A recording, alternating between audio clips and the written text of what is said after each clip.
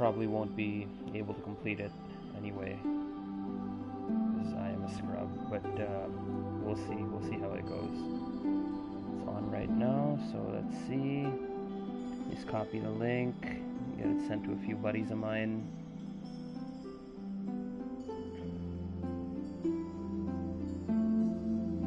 So this is going to be a real dickweed run.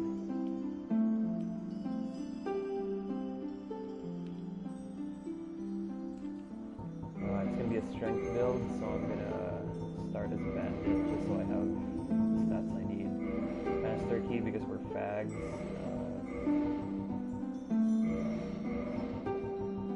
We want him to look as much like a tool as we can. So let's go. In the age of ancients, the world was unfortunate. Alright.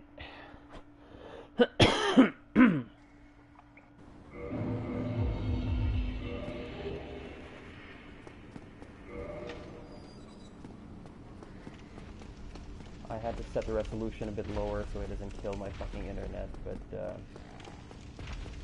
what the hell, let's see. I had barely started the run earlier anyway, I was about 9 minutes in. So the progression that this is going to take would be, we're going to see if we can get a Black Knight weapon, or if we can't, we're going to get a plus 15 as quickly as we can.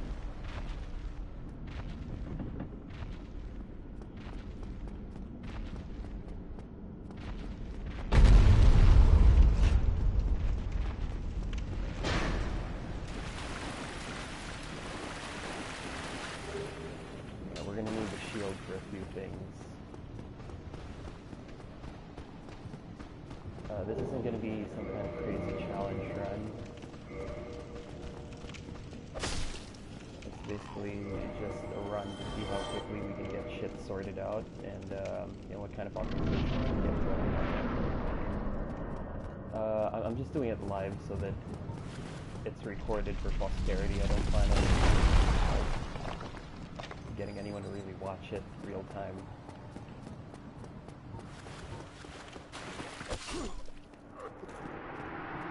For 100 souls, and I don't have to go through that shitty dialogue that I've heard a million times.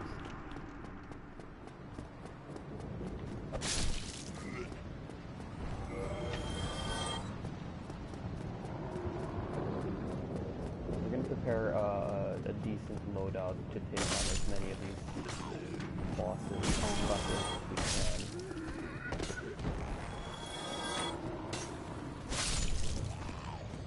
As many of them as we can, as quickly as we can.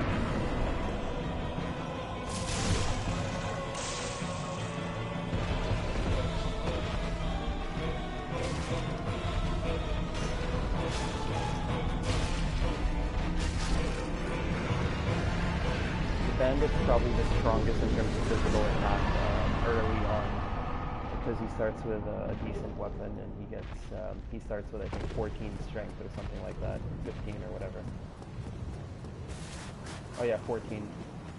Basically just lets me level gouge into offensive stats, because at this point I don't really need anything apart from offense and endurance. Vitality is almost inconsequential at this point, because I'm not really trying to get very far in terms of like PvPing or whatever. This is basically just so that I can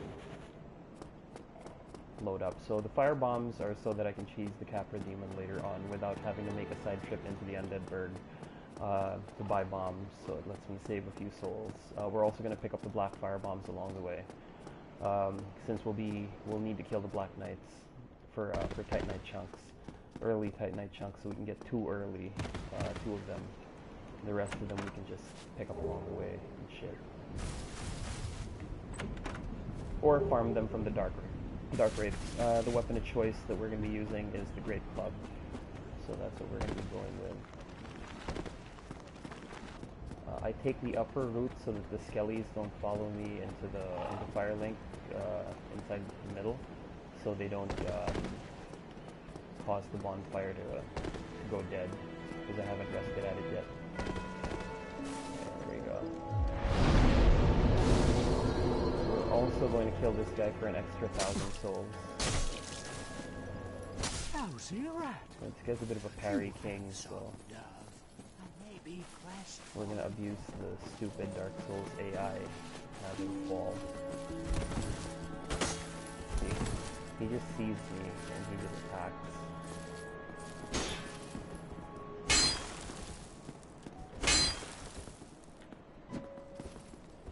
There we go. And he's dead. We pump everything with strength.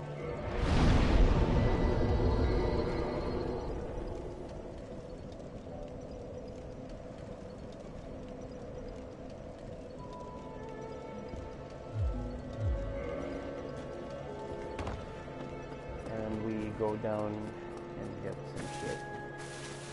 So I'm gonna grab the Firekeeper Soul because this run is going to use a few dupes.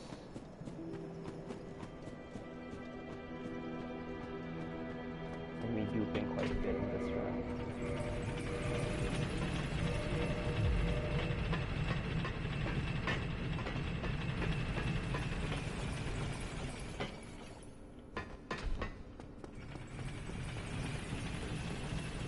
Pick up like all the souls we can pick up.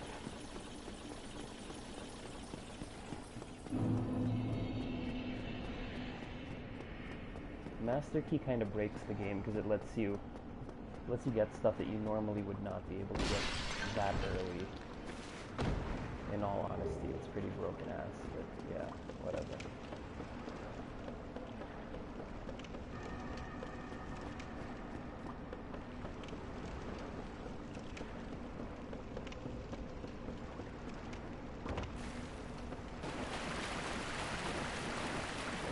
You don't want to get hugged by the ghosts. You can get clipped, but you don't want to get hugged, because when you get hugged, you're pretty fucked and you have to do it over.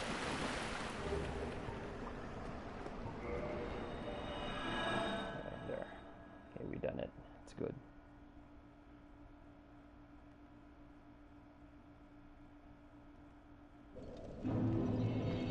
Okay.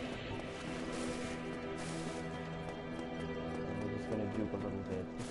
We're going to dupe the Firekeeper Soul. Now, this is the new method of Soul and Firekeeper Soul duping. Credits to whoever discovered it, because sure as shit was not me.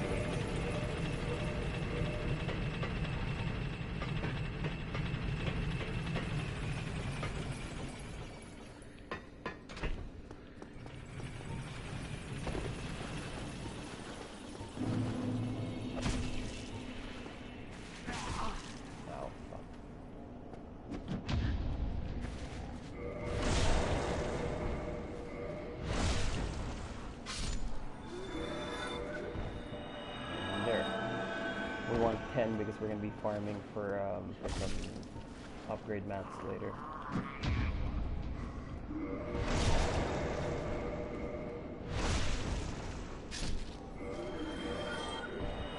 Now the beauty of a strength build is you don't really have to get to 40 strength, like a 27, since you're going to be two-handing the whole time. You've practically got 40 strength for all intents and purposes, so that's actually a good thing. Now this is where we might get lucky and get a Black Knight weapon. If we do, even better, because then we're going to go straight into the Great Hollow and basically get what we need. There's a Black Knight here that drops the Halberd, which is probably the best drop we can get. If not, we'll have to make do with a Black Knight's sword. Lower DPS, but lower requirements as well. So whatever works, whatever we get, we'll make the most of it. I wanted to avoid using the Ring of Fap, but that's probably what we're going to end up doing. I could have gone the Giant Dad route, honestly, but I feel it's a little bit too cliche.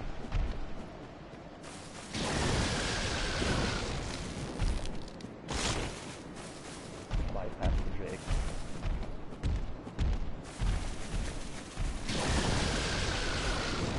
You get clipped by that, they're pretty fucked. Like, I'm naked and I'm at base vitality, so...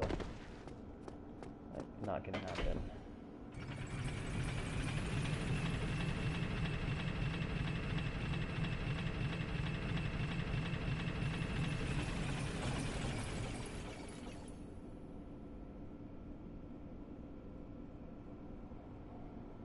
Alright, Black Knight. Now we just pray that we get him.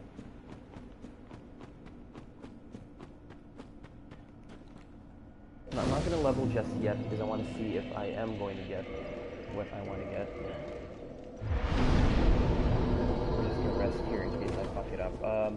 The Black Knight still gives me trouble. I'm not exactly a pro at killing this motherfucker, so... sometimes he, you know, sometimes I get it, sometimes I don't. We'll have to see. Hopefully we get him to fall. Alright. Black Knight Halberd? Oh, fuck you.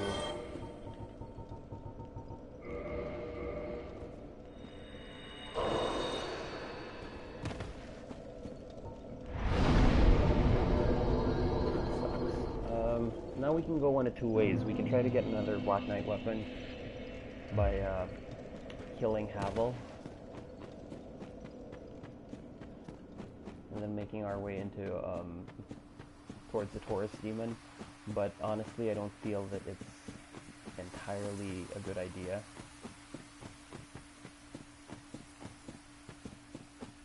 Because that would force me like to keep parrying. And it's very time consuming. I want this run to be as efficient as I can make it. So yeah, we're not going to be doing that. I'm going to take on the Moonlight Butterfly. We're going to summon for that, obviously. There are crystal lizards along the way.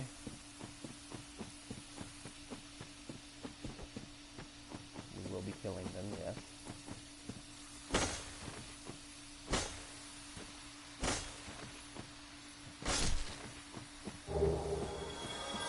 Now, what we're really hoping for is for them to drop a large Titanite shard, so I don't have to keep... so I don't have to go all the way into the depths just to get the first easy access one, yeah? So...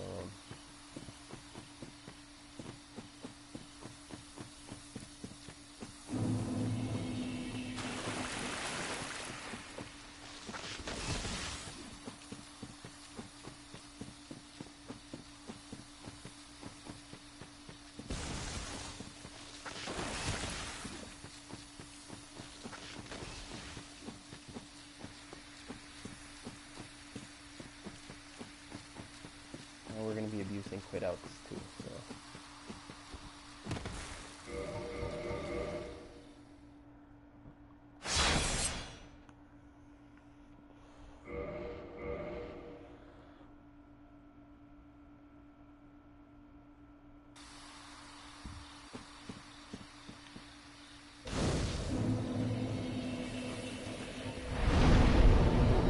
I'll save the luck lane for later when I actually need it.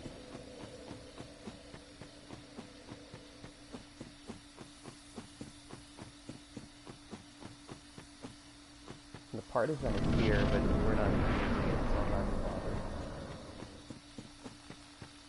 So, I usually just take this route because it wakes up the fewest enemies, and I don't want to open up, you know, a can of worms with the Stone Guardians. They're pretty hard to kill. I mean, they are pretty fucking tricky. Summon Beatrice because there's no way I can deal with that fucking butterfly otherwise.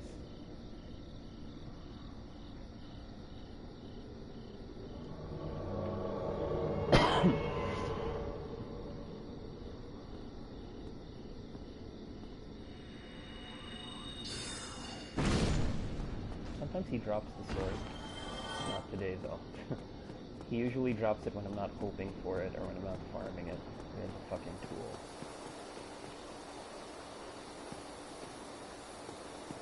The Beatrice just makes short work of this butterfly, but I have died against it a few times, even with a summon. Yeah, I kind of suck that bad.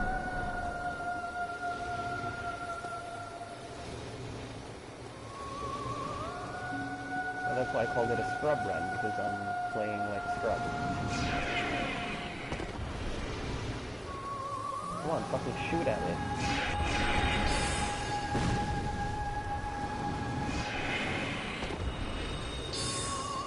I hate when this bitch just takes forever to fucking shoot at it. It's annoying. It's time-consuming.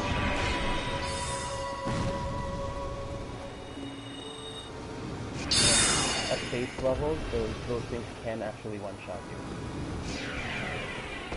Just break through your shield. Come on, bitch. Fire.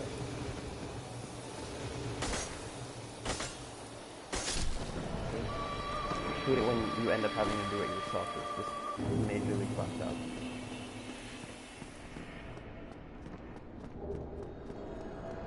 It's amazing how effective the grass crest shield is in this version of the game.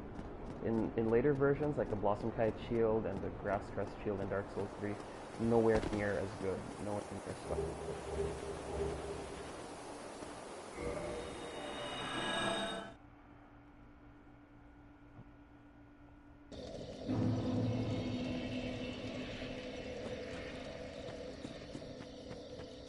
We're gonna get the wolf ring. Now this isn't the most efficient route. I could have done it all in one go so that I could just warp out and head back, head straight into the Undead Burg.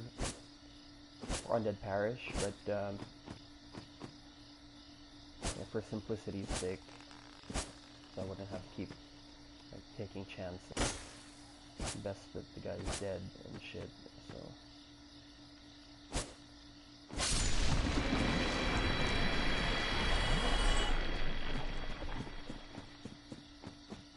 Plus we get a chance at getting a green blossom here. This frog boy. It's not a guaranteed drop, so yeah, fuck that guy.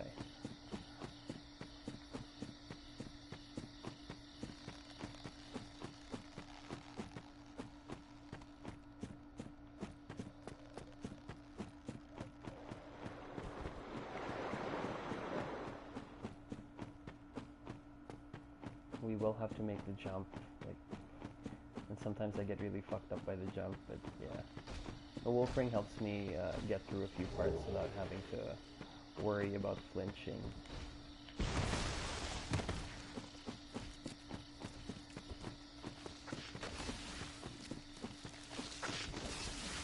I could take on Havel, but it wouldn't be a very smart thing to do. I think I'm gonna go get the Great Club first. Just so I have a weapon to use.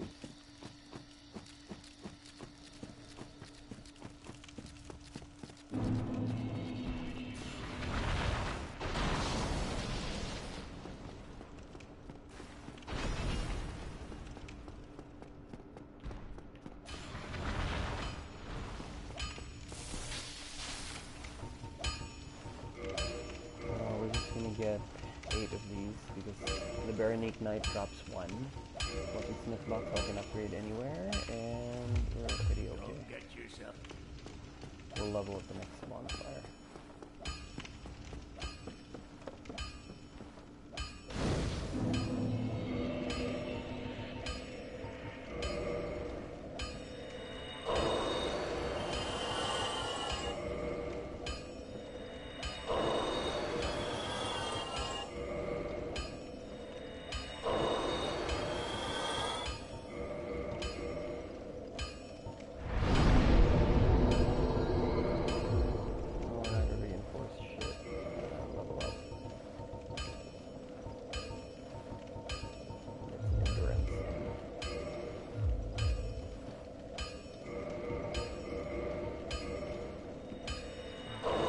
Now somebody's watching, I wonder who that is.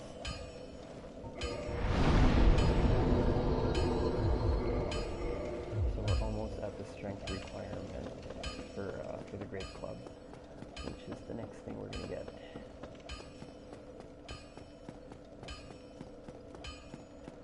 I can actually take my chances and try to get to what's his face. Try to get to that guy, Lotrick.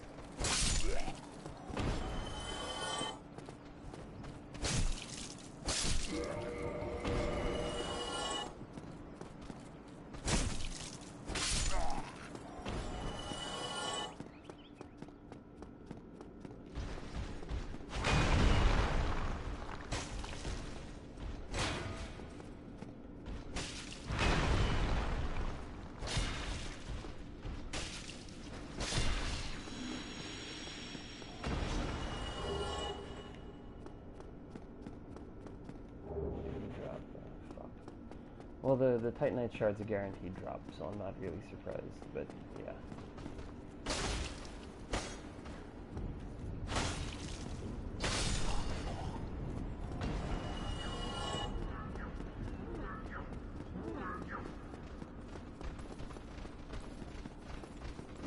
I'm just gonna quit out once I'm there. Oh fuck no! Ooh, that was close.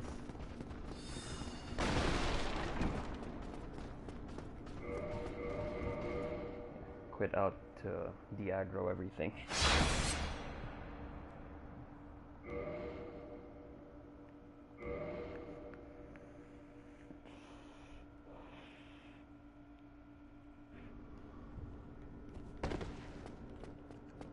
Oh, with the master key, you're not gonna need the hidden or secret key or whatever the fuck it's called.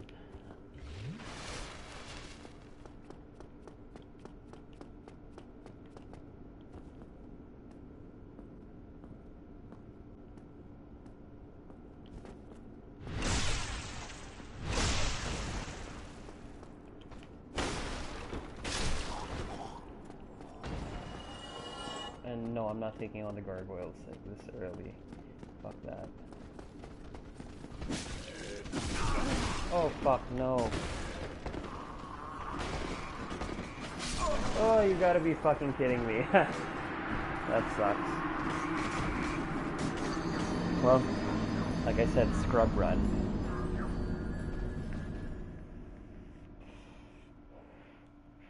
It's a good thing I rested at the bonfire, otherwise I'd have a very long way to backtrack. Like a ridiculous, obscenely long route to backtrack.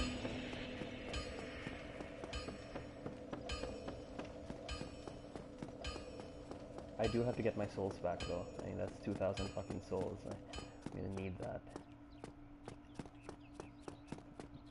The thing about soft humanity is it acts as damage reduction.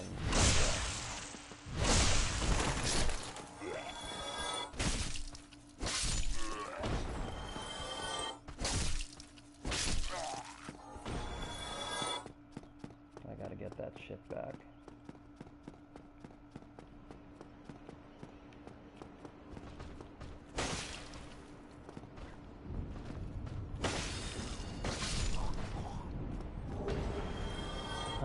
If that motherfucker dropped a Baldur's Side sword, I would just find it fucked up, because, like, they never drop the BSS when I need it. Like, they always drop it when I'm not playing the sword. And this is the part that takes a while, because I gotta bait them, because if they hit me, the Miller, they deal an obscene amount of damage like that. Like, scrub tactics.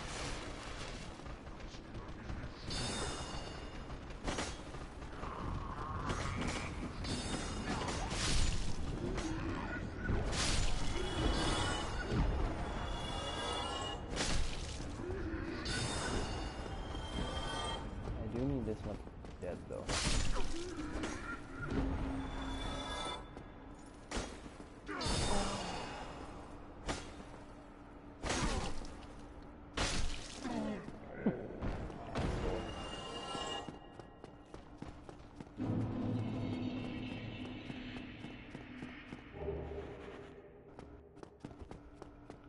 Now the Baldur Knights downstairs, we can deal with them like that. Carry them right, and that should be fine.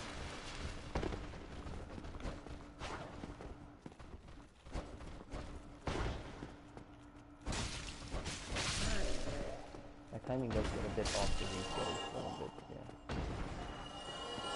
I'm getting the basement key because I don't want to have to keep coming back.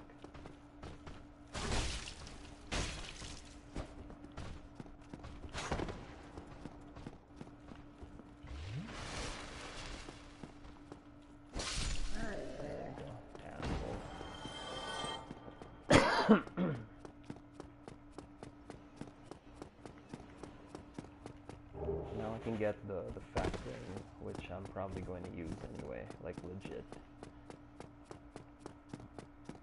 I mean, I like having the luxury of being able to choose what kind of shit I equip. so I don't want to get locked into the FAP ring, but it's absolutely necessary, so yeah.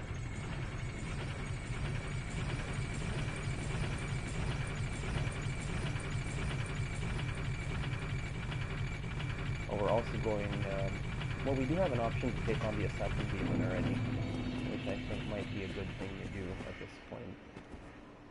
Just so I can show that it can be done with, like, no upgrades.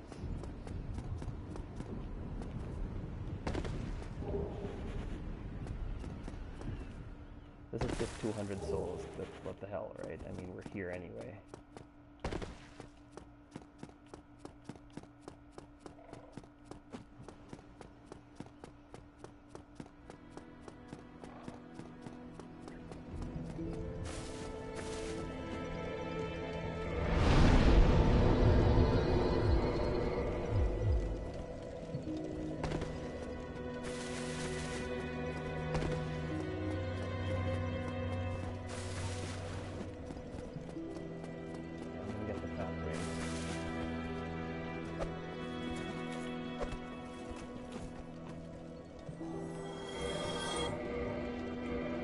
Quit out just to despawn him.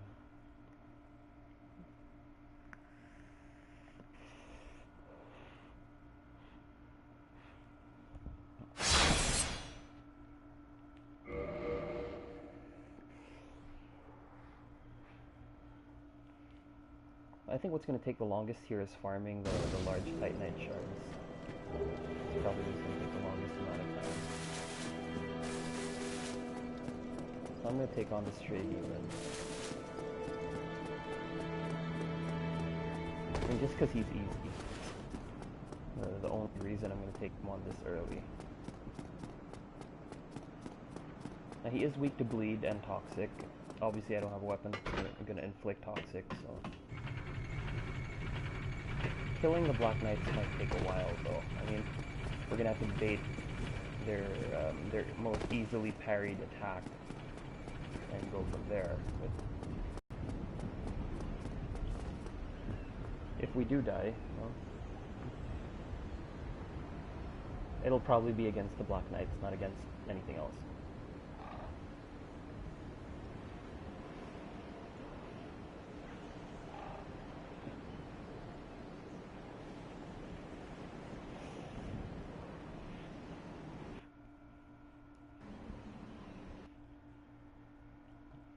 Hello to whoever it is that's watching. There's one guy who either left his YouTube on or is actually interested in this shit.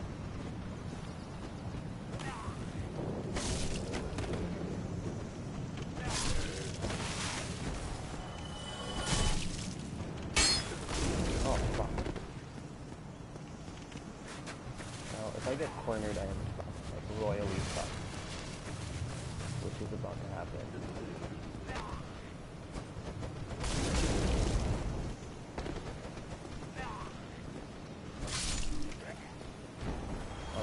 The edge, he's gonna get me. You gotta be.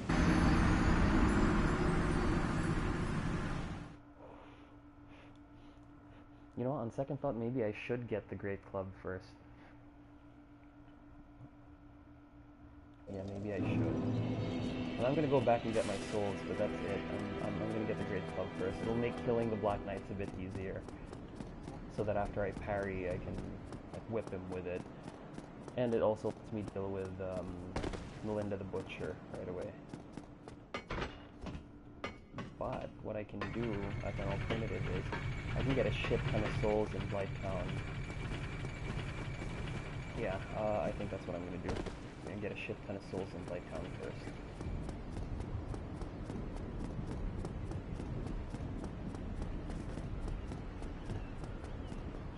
But I kind of have this nagging itch to just fight the motherfucker now, while I can, yeah.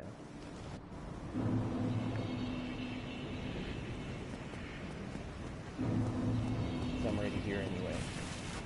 It's just gonna be a dreadful bore to watch me kill the Black Knight.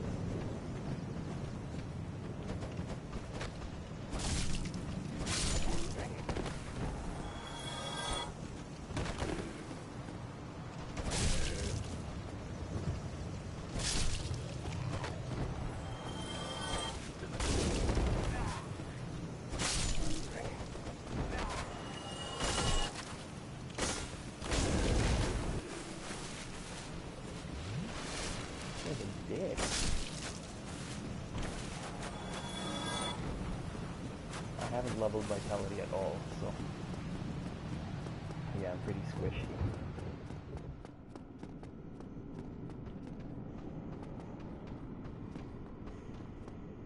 At least these guys will be dealing like fire damage to me.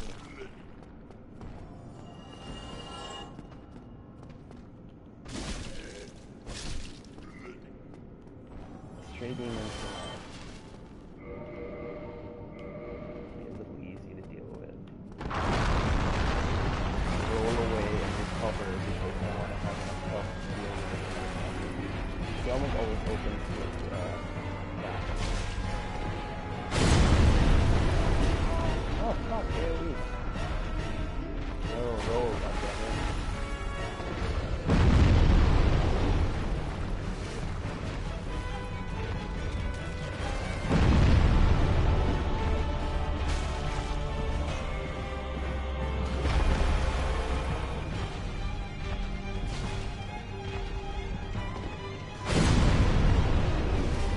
Starting very badly. Not a good sign. Oh, fuck. No, no, no, no, that's it.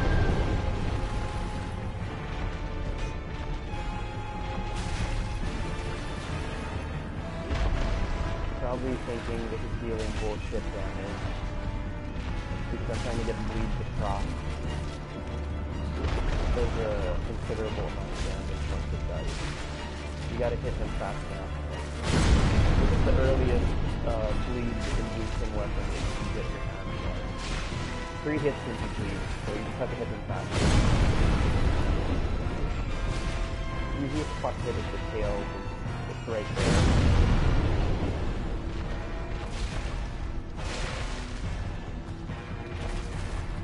And you just bait him to keep doing that same thing again and again.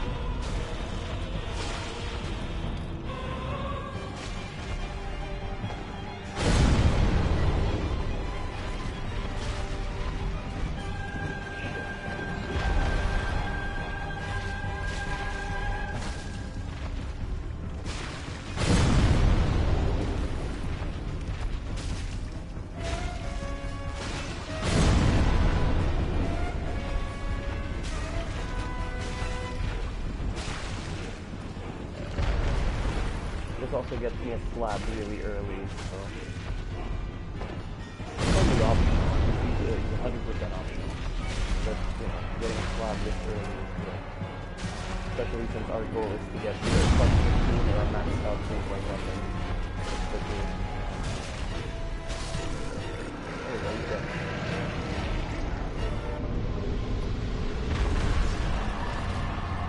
Now for the fun bit. Black Knights.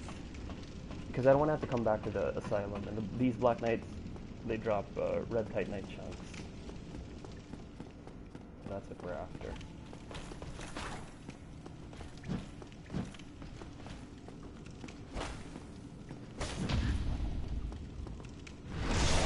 Oh shit, the damage is sad. Yeah, we're gonna have to parry them like 5-6 times.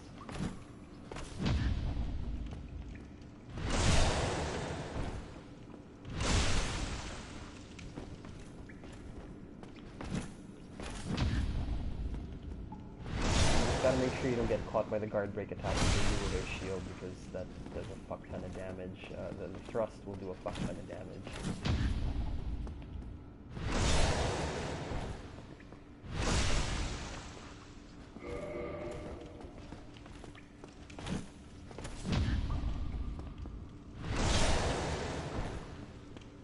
Hopefully he gives me a Black Knight sword. I mean, I'd like... Oh, cool, he did. So this makes it easier. I don't have to worry about farming like upgrade mats anymore. I'm just going to use that. And then I can worry about the upgrade mats later.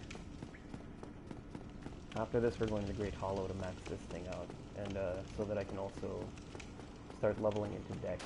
Because the Black Knight weapons, fuck, I put too much into strength. I put way too much. For the Black Knight sword you only need 20 and 18 strength and dex. So yeah, I kind of overdid it. I need more dex.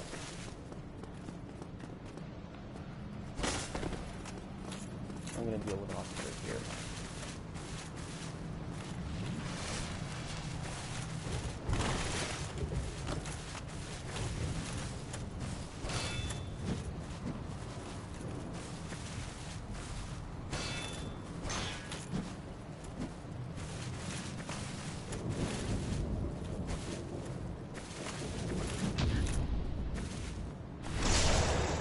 fighting this guy. Humanoid enemies generally piss me off. He's got a lot of health.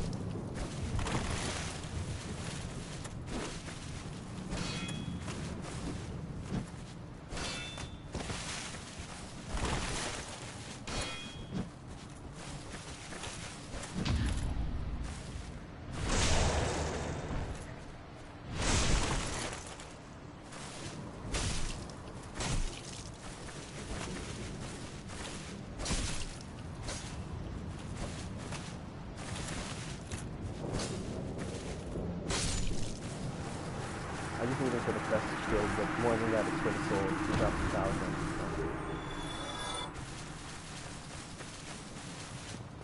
We're also getting the rusted iron ring, so we can move around Blight Town a little easier.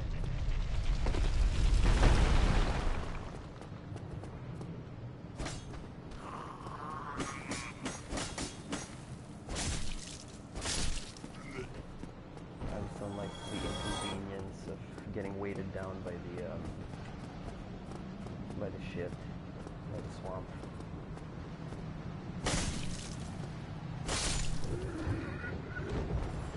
Especially since we're going to farm for large Titanite shards.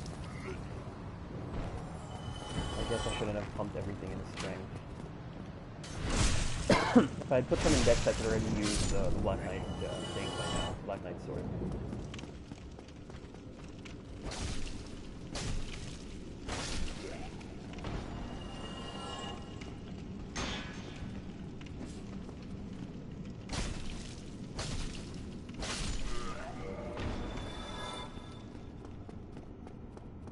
Rusted iron ring, and then we're gonna cheese the last Black Knight and get the fuck out of here.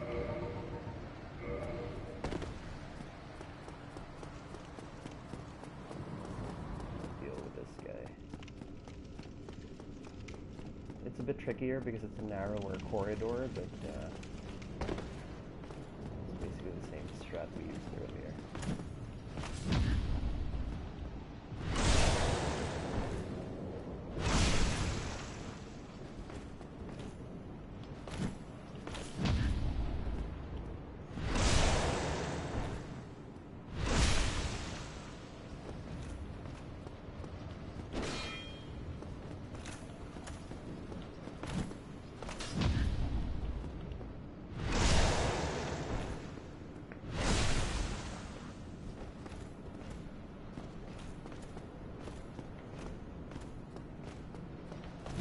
Oh shit.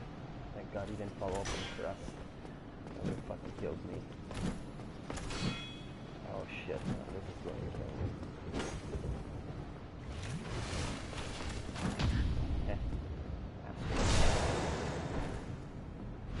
Well, we're gonna dupe one of the homeward bones that we parry out. Ooh, that's weird.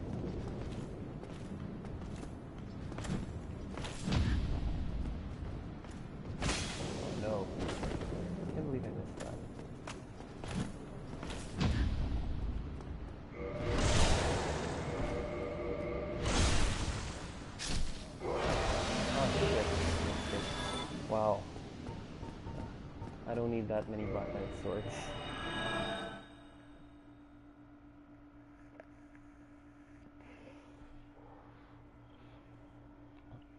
We're gonna go max out our Black Knight weapon.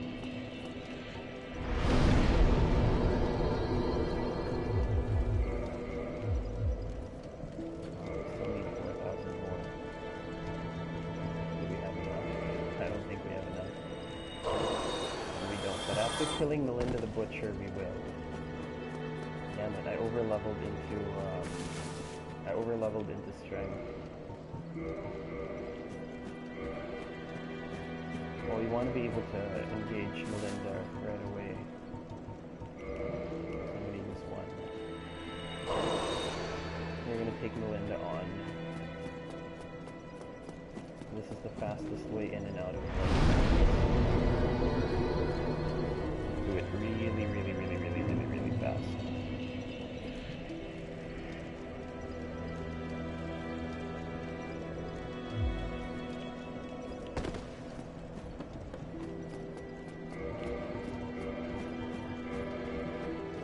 We we can actually take on Quelaag as well. Chaos Witch Quelaag. But we'll do that after. I mean, nothing really urgent. Rusted Iron Ring for good measure. Maybe put some pants on it. Because we're not fat rolling, just so we can get some damage reduction. As minimal as it might be.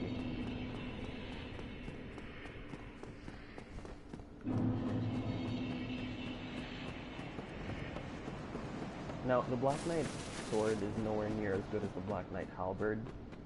For starters, the range sucks compared to it. Second, you don't get a sweet spot mechanic. Third, just the AR in general is a lot lower. Like, you're looking at a significant difference. Like, I'm not sure how many points, but it's a noticeable difference. And the stagger potential, too. I usually stagger most bosses in about 2 hits with a +5 Black Knight halberd.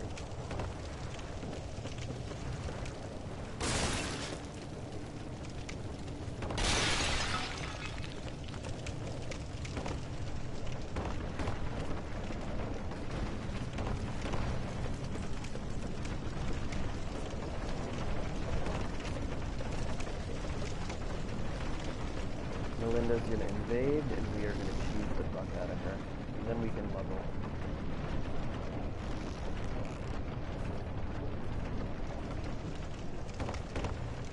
Well, not really cheese.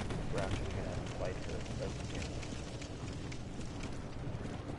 I use cheese is a very general term for especially wiping the floor with enemies.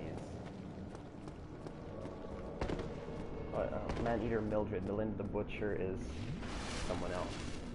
Melinda the Butcher was from where? Was it Demon Souls? God, I can't even fucking remember.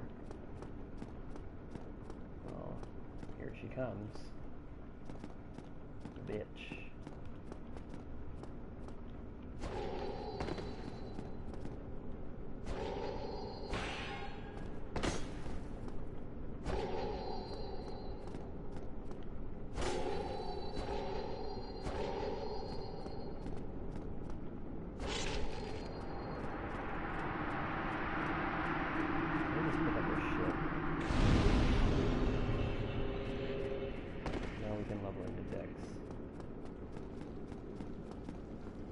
Using a weapon that actually does some fucking damage.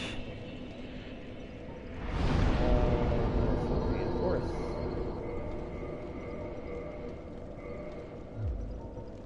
And not a lot of dex. There we go. So now we're at level 27 with a weapon that actually does respectable damage. We're not fat rolling, so that's good. You're doing 300 with every whack. Pretty good.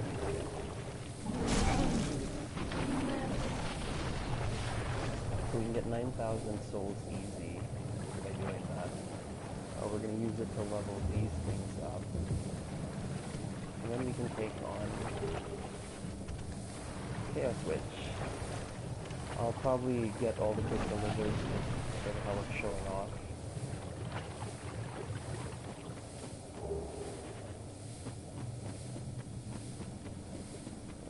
Bunch of large Titanite shards that I don't think I'm going to bother with since we got lucky.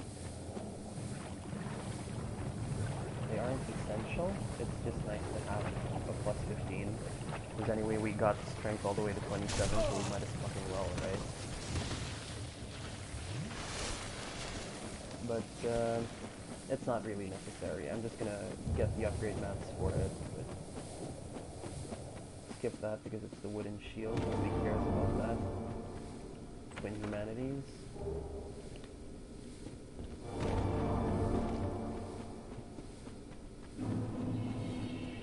I find that this is the most efficient way to go through the Great Hollow. I only end up using about 2 or 3 homeward bones just so I can get everything.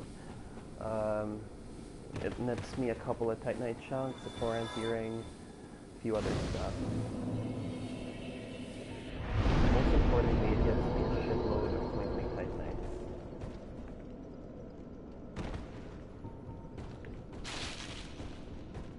Now this is going to involve a lot of quitting out.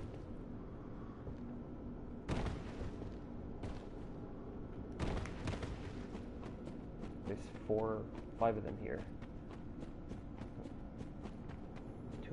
2 and 2 downstairs.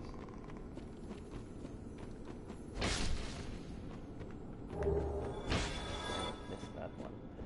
Okay, so we're just going to keep quitting out until we get all of them. We got 1, there's 3 there, and then 2 on the inside.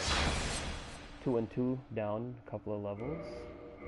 And then 1 right where the Chloranthy ring is. It's also the one where I die the most, so... see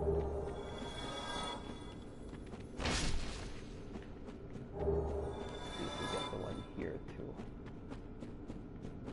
Ah, you cunt.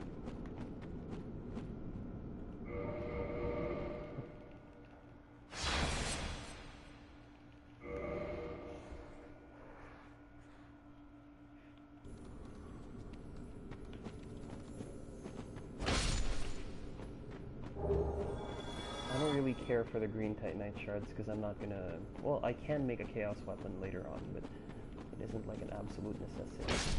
Okay, we've gotten all 5. There's 5 of them here.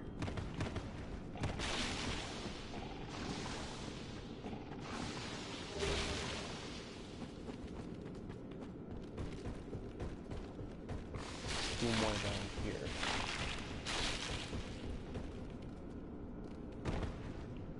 Asshole.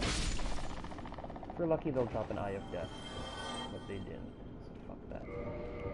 There's 2 that spawn right there.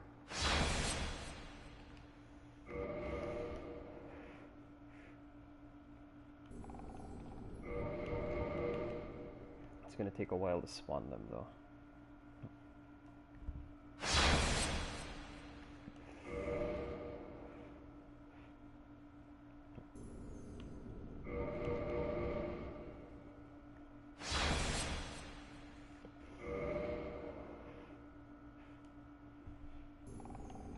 God damn it.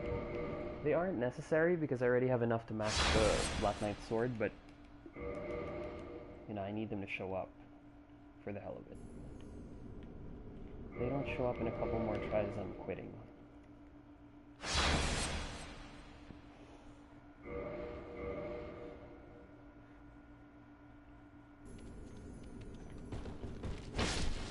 Yeah, there's the one. Wow, they're generous with the red chunks. It's like they want me to make a chaos weapon.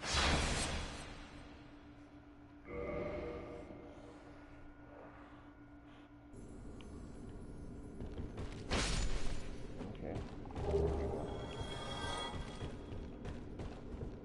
We're gonna get a few shinies. I think this is a white, if I'm not mistaken.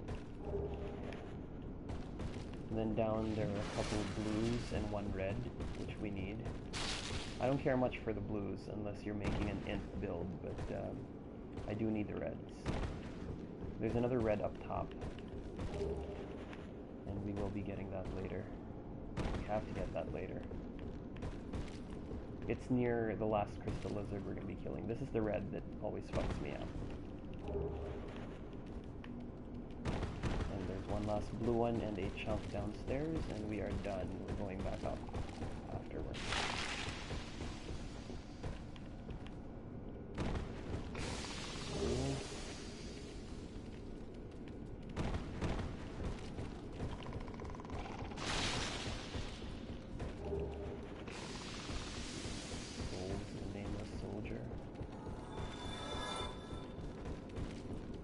If you're wondering why I hold the guard up, it's just that I find that I walk straighter when my shield is up, when I have my guard up. Awesome.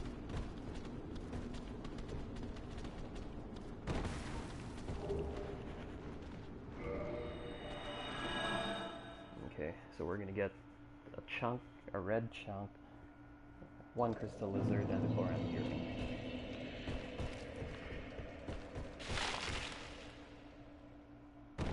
Oh fuck. Yeah, that's not how it's supposed to look. You're supposed to land on the branch, not slide off of it.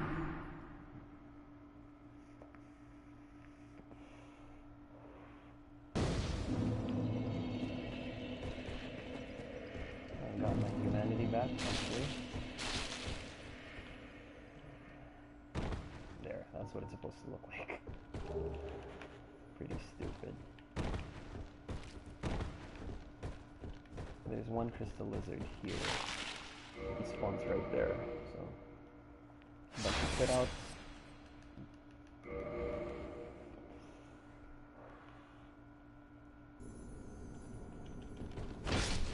There. Fuck it, they keep giving green shards that I don't fucking need. Now this is where it's tricky. The physics on the branch that I'm supposed to land on, they're a bit weird. So this is the branch I want to land on. Okay, there. Got it. And then I need to land on this and get a chunk here, and then we're going to bone our way back out. I usually walk slow here because the physics get kind of weird on this branch. Yeah, there.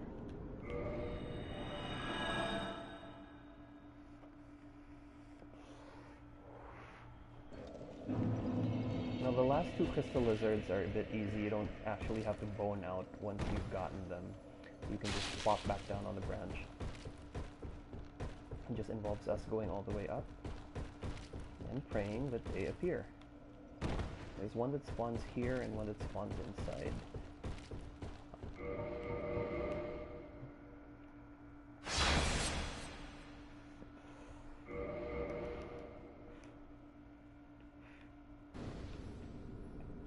Let's see if the other guy spawned.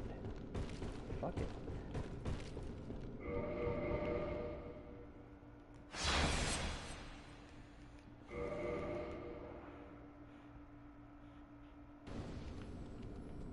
You're going to need to jumping attack this guy. Otherwise your attack is going to smack into the wall and you're not going to get it. There's one last guy.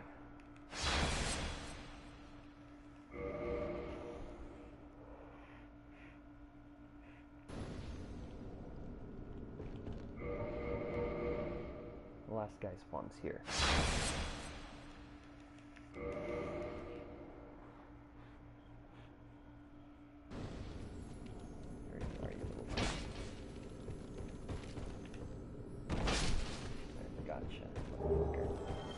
Too bad he dropped shit. It's nothing useful to me.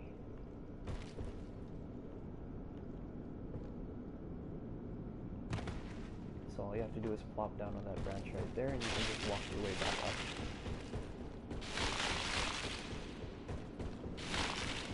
And voila.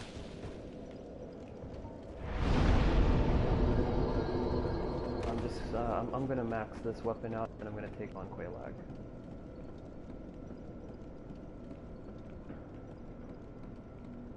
And then we're going to do the ceaseless discharge.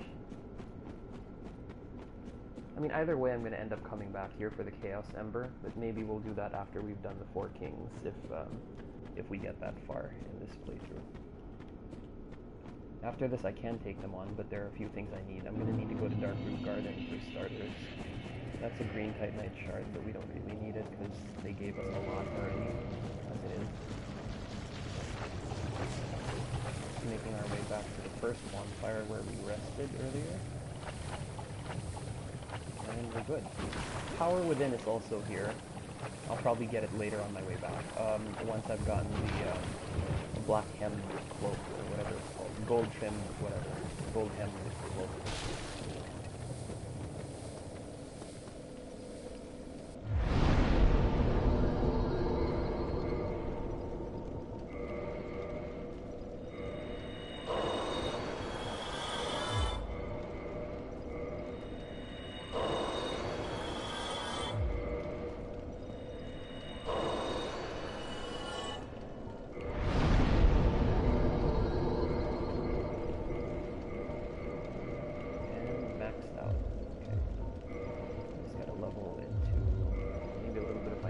Just so we have a bit of survivability, so we aren't made of fucking toilet paper.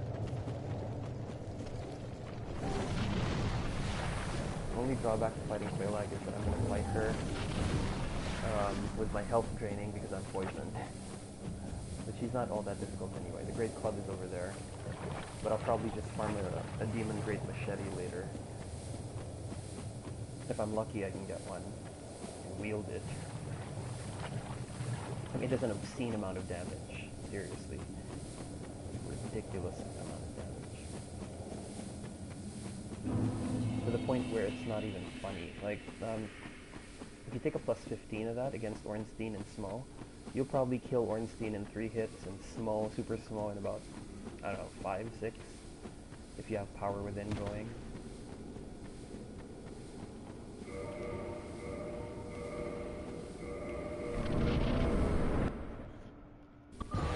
I still die to Quailog sometimes, because, like I said, I kind of suck, but...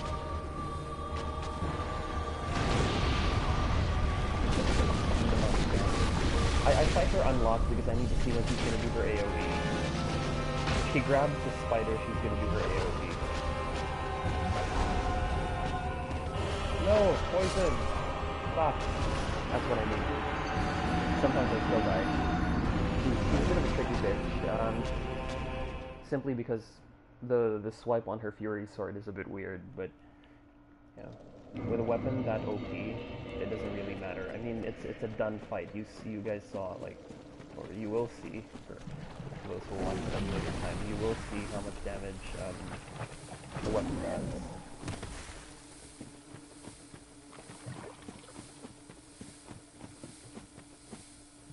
An obscene amount of damage, in all honesty. It's just wrong. The Ceaseless Discharge is something we can cheese, actually. We just need to save some of those souls so that we can buy the Crest of Artorias and take on Sif. Sif is another obscenely easy boss who was intended to be late game, but, well, I take him on, like, really early. I have an alternative version of the run where I take him on using the Gravelord's Sword. So, yeah. The Gravelord's Sword has ridiculously high base damage in the first place.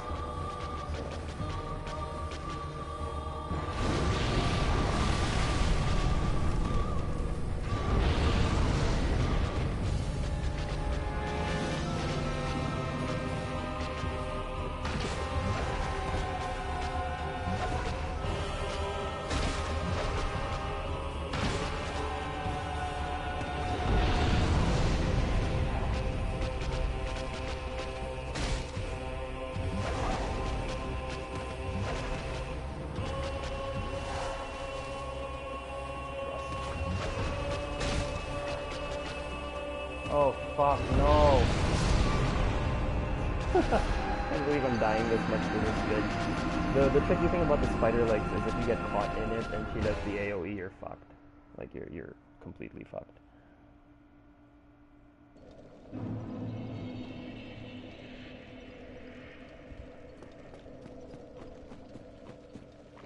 Go back for more funsies.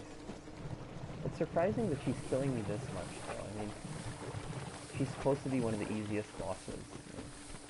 It's actually doable with an SL1 character, since most SL1 characters are reliant on the Pyromancy Flame and on a Chaos weapon.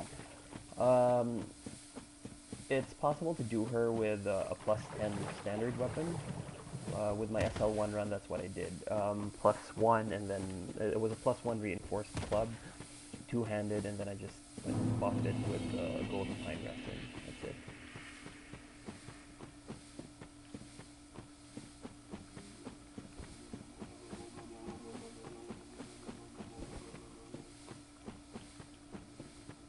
Hopefully I don't get caught in all sorts of, like, fuckery this time. It's not that hard, I shouldn't be dying this much.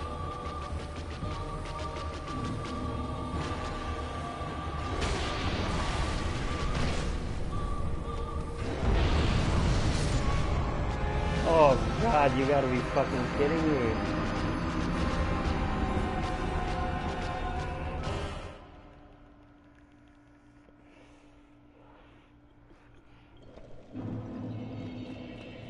It's funny, it's almost like the game is telling me to stop playing. Like, dying that much. I want to at least clear Anor Londo before I get bored. But once Anor Londo is done, like, the rest of the game becomes an obscene joke. Like, there's nothing really all that difficult. You go through Lost Izalith, and then you go through the Tomb of Giants, and you're pretty done.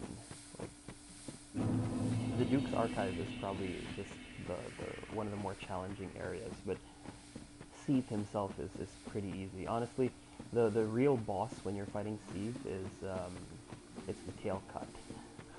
Like, there's nothing harder than cutting Seath's tail, for me at least. The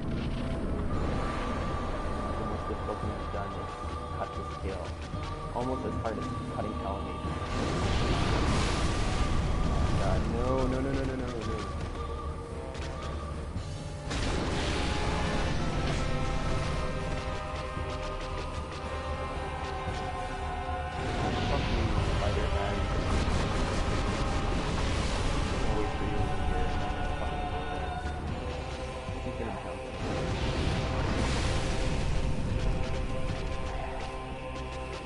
This to happen, that's when the fight gets difficult.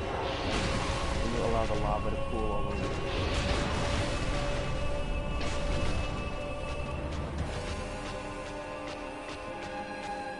Because it takes a while for it to dissipate, yeah?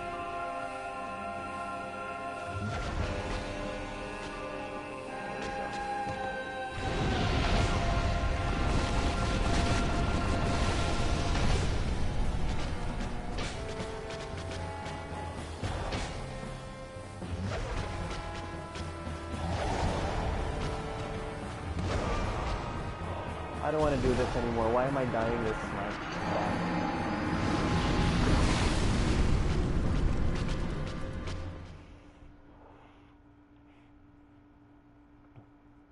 This is so unfair. I can't believe I'm dying this much.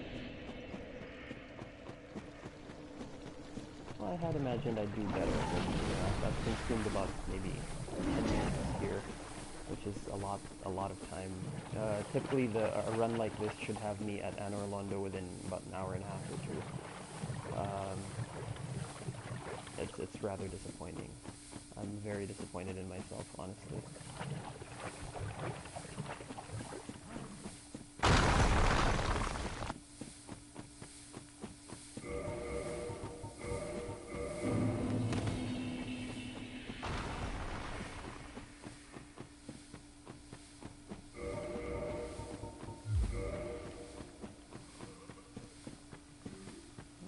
Fight her naked. I think I really have a fucking back. Not even funny.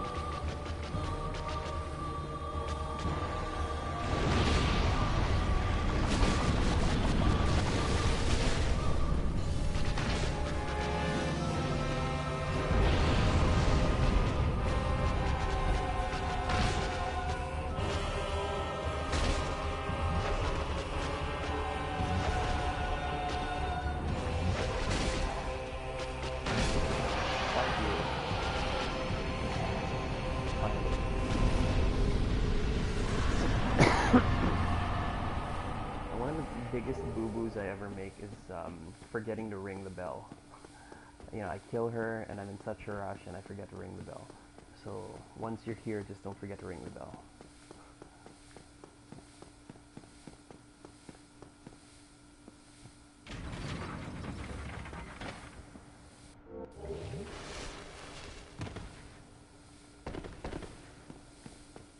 I always get confused which the illusory wall is.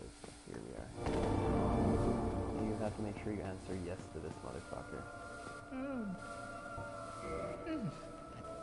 Now, if you have 11 intelligence, Angie will actually give you a pyro glove, a pyro flame. I'm not going to level intelligence because the bandit starts with almost nothing.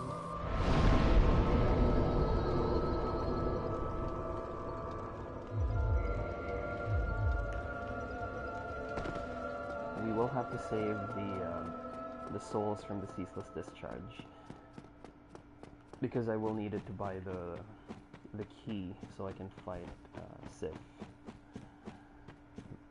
Sif gives a nice 40 or 60k in souls, I think, so it's always good.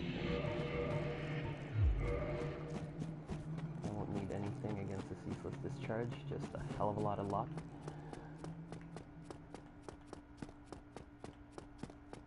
A ridiculous amount of luck, to be honest. Because sometimes I fuck it up, like right after I get the gold-hemmed cloak. I just...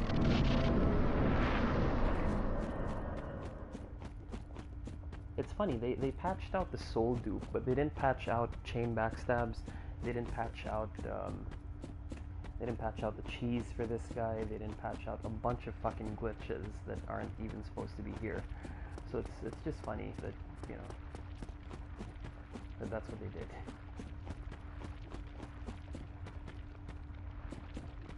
Also, we're skipping a few side quests. I mean, we're not getting Solaire and all that stuff, so it's just basically just finishing the game. I'll probably do half now, maybe half another time, but yeah.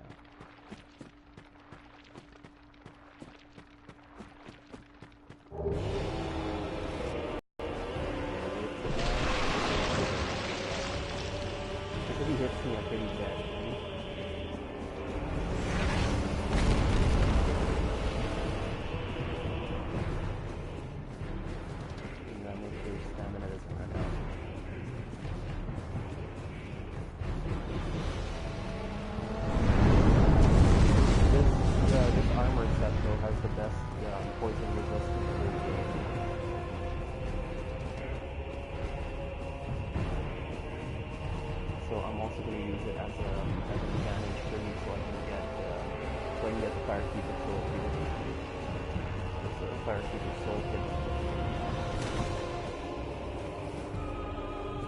Get power with it, just for shits and giggles.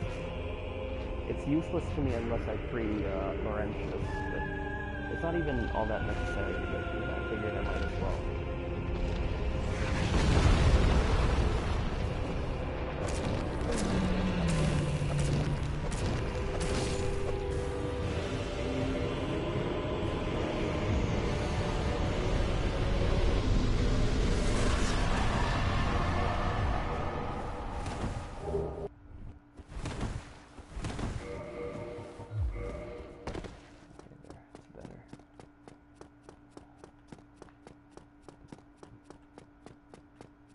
I figured I might as well kill the Taurus demons, because they give, what, they give almost 9,000 extra souls.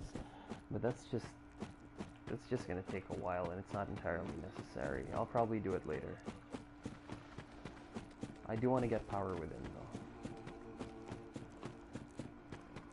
Because after this, we're gonna take on Havel. Oh no, we're gonna take on Sif. Then we can do Havel after.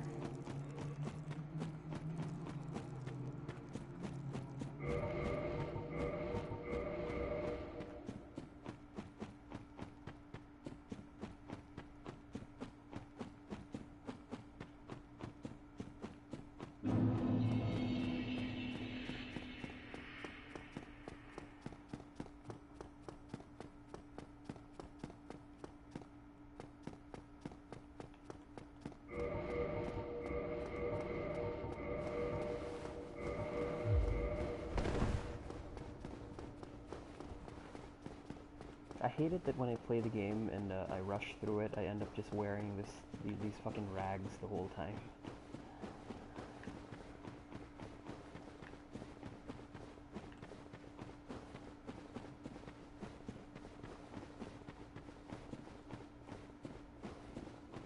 Oh, this also lets me pick up a Titanite shard that I missed. There are actually two down here, but there's only one that we actually need, and then we can farm the rest or get the rest from Sen's Fortress. It's not a problem either way. Usually just pass this way. Minimize the poisoning, and anyway I'm going with modifier because I'm going to get power within. Power within really just comes in handy for certain boss fights. It's not entirely necessary.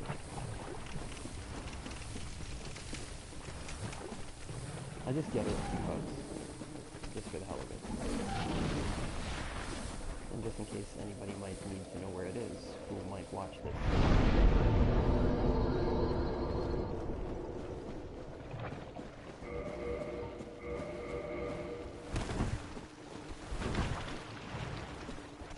I'm fat rolling a little bit here. Because I kind of need to clear a path. The reason why I didn't get it earlier is because there are guys shooting toxic darts, and I want to have ample resistance so I can tank a few hits.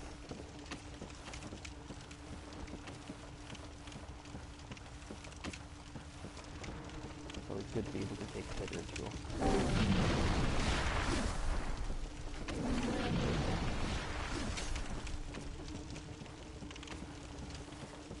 And it's almost like there's no way around getting hit, like you're gonna get hit once, for sure.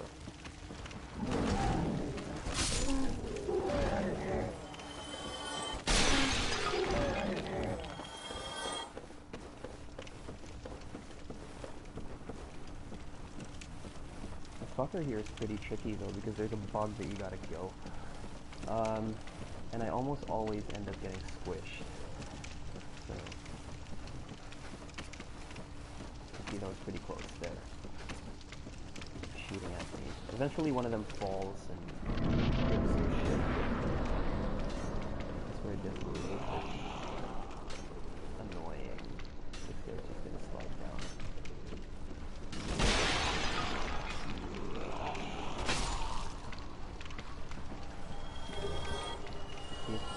Too bad he just gave me shit. I mean, I was hoping he'd give me something better than fucking purple moss clump.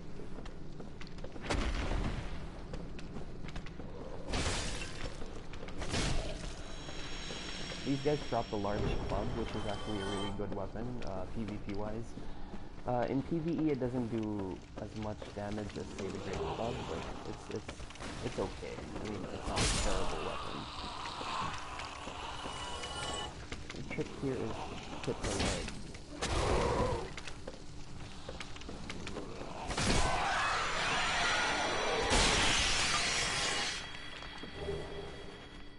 Since I'm lazy to go back down, I'm just gonna go now. Oh, mahina yung mic. So, yeah. Oh shit! It's Anor. It's Master Fairy. Yeah, bro. Maybe it's because I'm whispering. I don't know. Or maybe the mic is shit. It's a crappy Samsung headset that I'm using. Or maybe I turned down the mic volume at one point because I was getting complaints about it. Like some of the viewers were complaining that they could hear the electric fan. So I'll get to it after I've cleared this area. Thank you for pointing that out.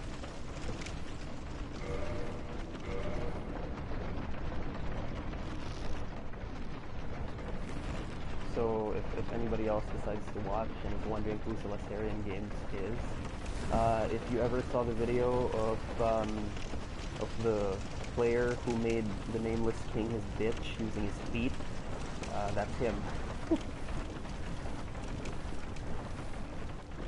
And I mean that quite literally. The Nameless King was made a bitch by a player using his feet.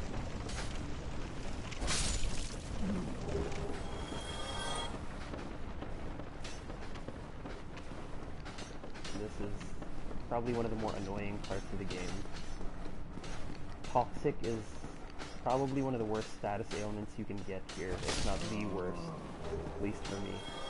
Especially when these fuckers aren't dropping the blooming purple moss clumps. Like, oh my god, not a single fucking one. Wow. Asshole.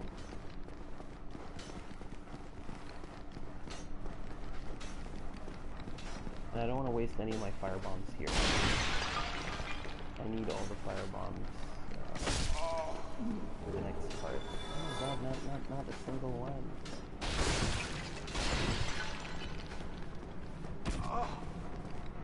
If I get toxic afflicted, I'm fucked.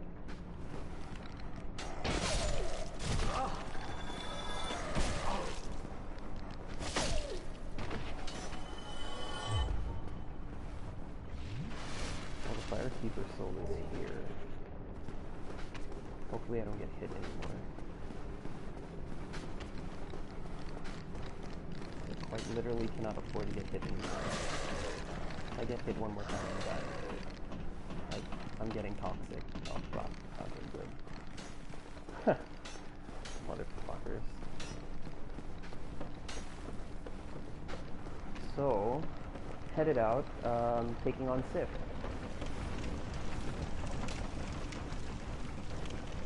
But first we're gonna join the, fuckers. What was that fucking covenant called? Forest Guardians. Yeah, there we go. Alvina's Covenant.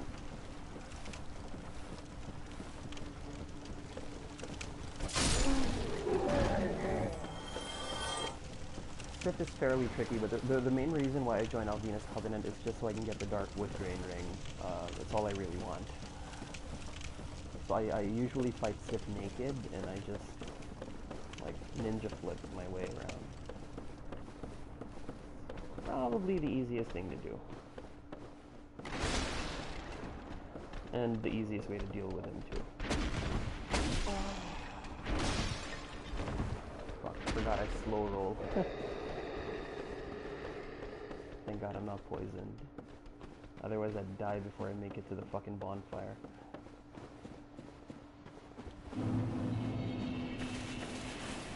Now, we could actually take on the 4 kings, but we need the thing from Sif. This usually is the part where you can already have a plus 15 if you got the large ember from the depths.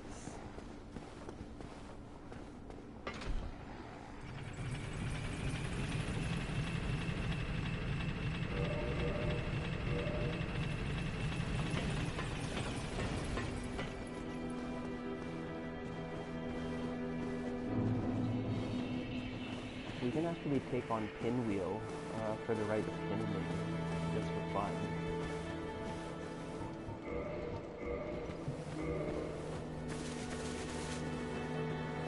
Actually, we could. We actually could.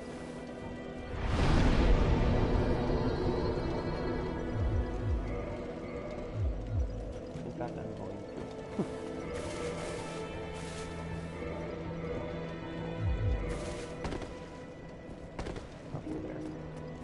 Be enough to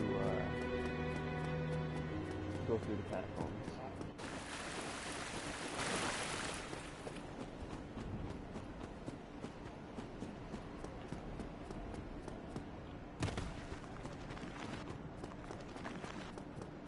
We get 15k for killing Pinwheel anyway. I'm just gonna summon Leroy, not for any other reason except to distract the skeletons. I don't want to have to deal with that bullshit.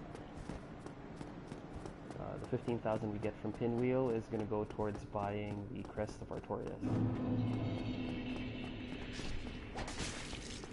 It also lets me take on the 4 kings with 20 chugs, because I'm going to need it.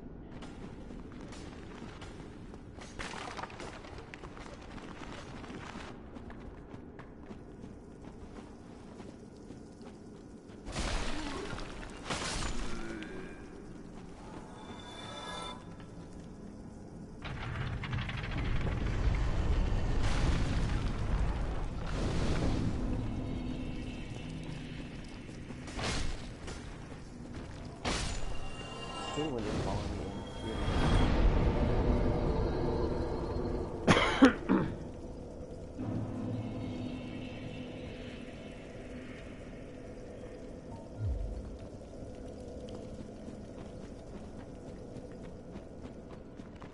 You can actually make it to Vamos, but nah. There's no real need for it. Like, it can be done at a later time with no adverse effect on gameplay.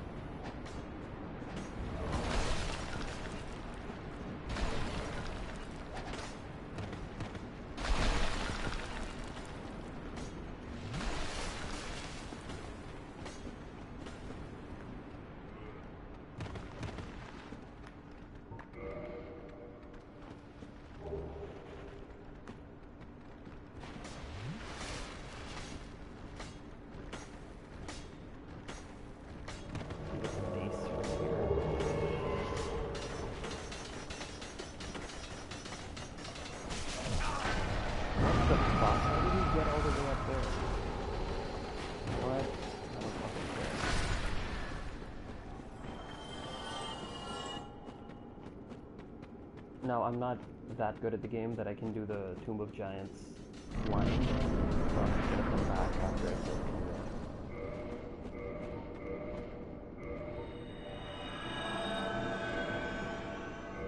I don't really need Leroy for this fight.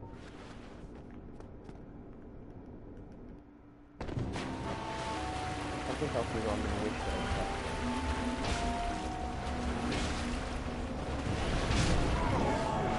Or not.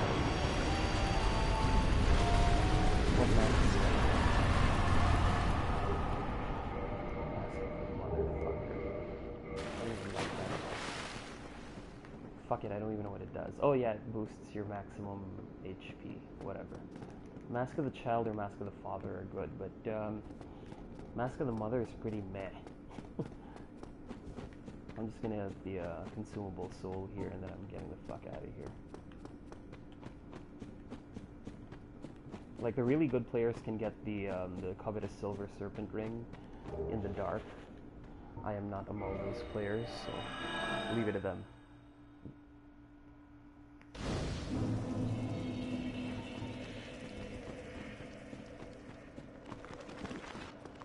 We're out of here, and we're taking on Sith.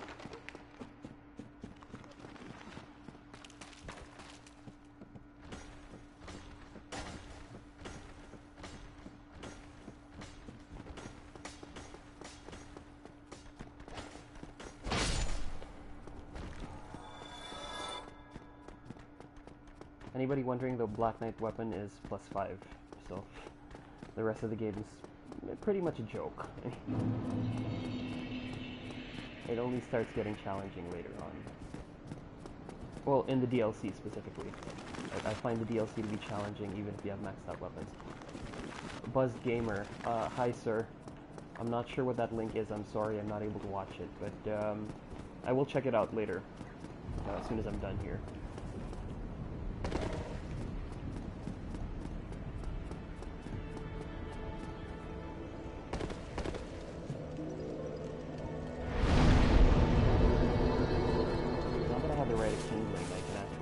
Beyond 10 chugs.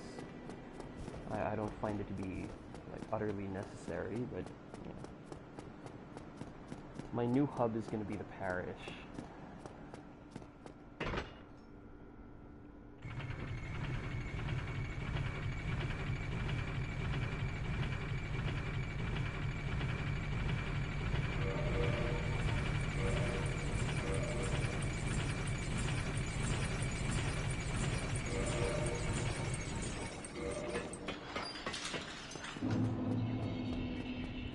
Hub is this place.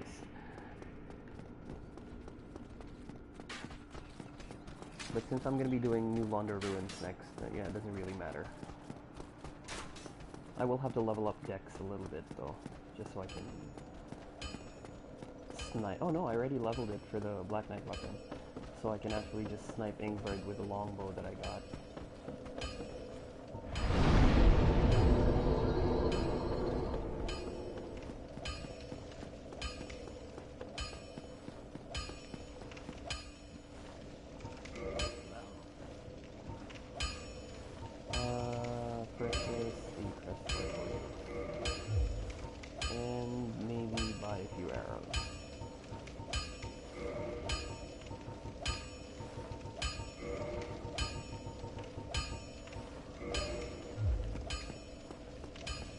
With 18 decks, that should be more than enough.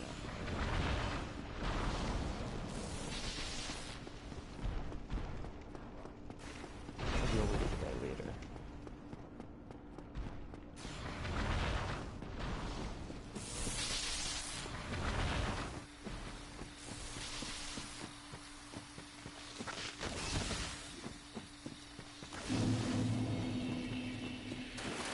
We're gonna do sick.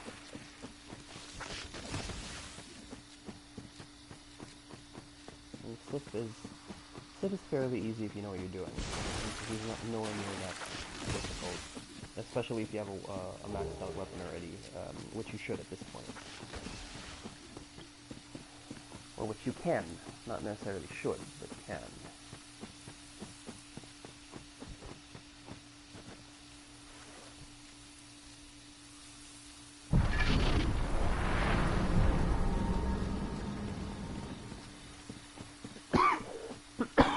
The trick here is to make a beeline for Alvina. Because as soon as you talk to her, like, all of the forest hunters be at you.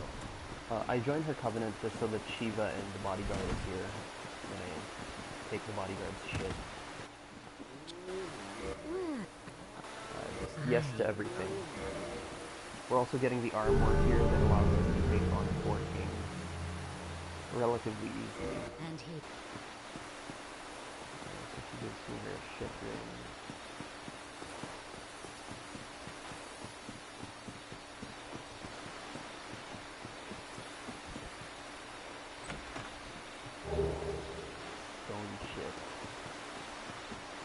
Because with that set fully equipped, you have 100 poise. So the 4 kings attacks are not even going to cost you a flinch.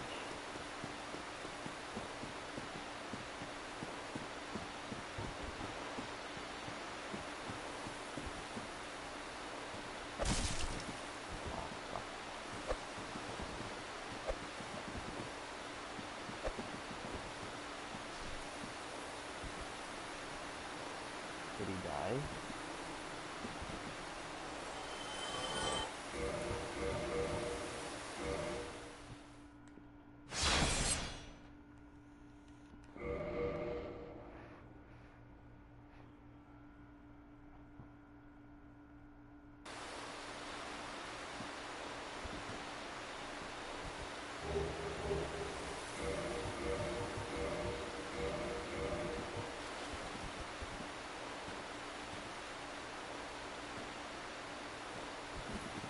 Turning on us, you poor fool, you.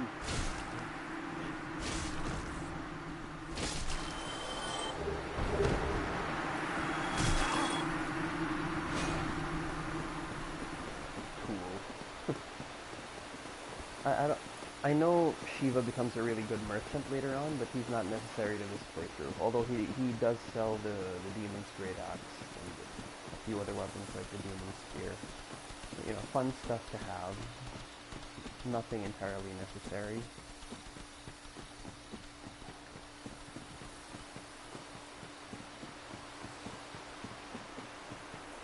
Nothing even remotely necessary, actually.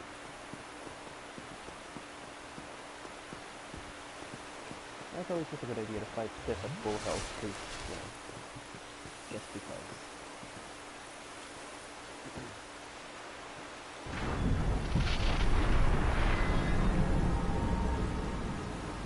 Pouring the drink is seriously, so that's nice.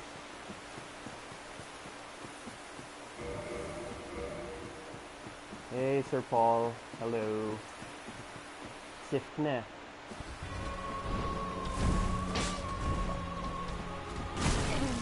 Asshole.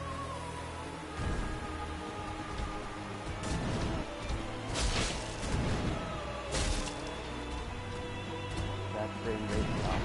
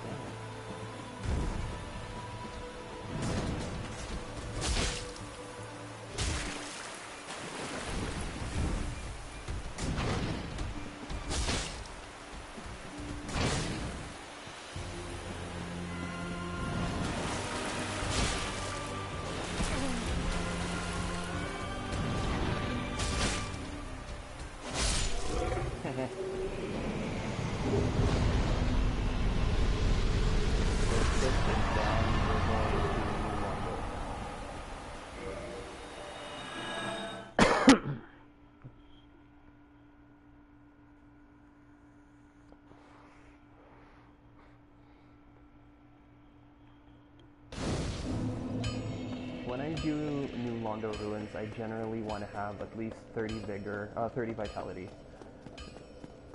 Yeah, I end it quickly because I can't take the limping either. It makes me sad.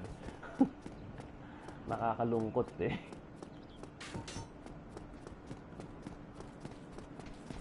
Oh, Sir Paul, since you're on, I might as well show you the dupe. Tignan mo nga.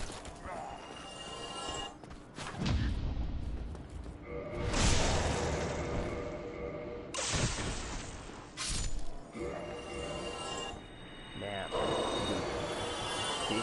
Let's do it again.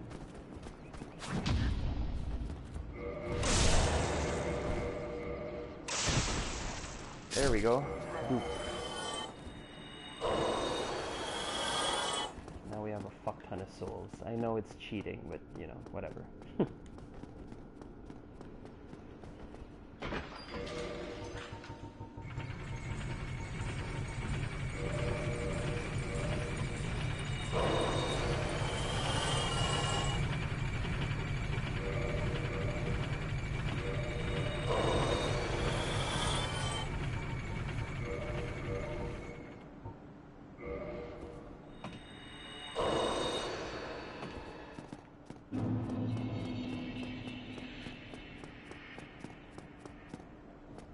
Oh fuck, I missed a couple of Titanite chunks, so well, that's okay.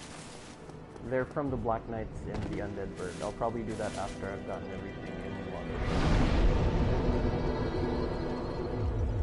Oh my. Oh, I don't have nearly enough to make this the walk in the park that I imagined it would be.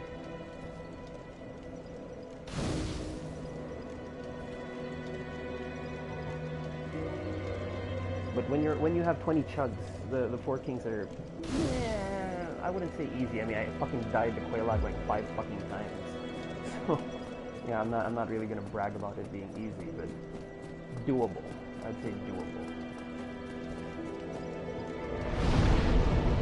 I'm gonna reinforce my bow just a little bit, just so it does a little bit more damage. Yeah, +4 should be enough.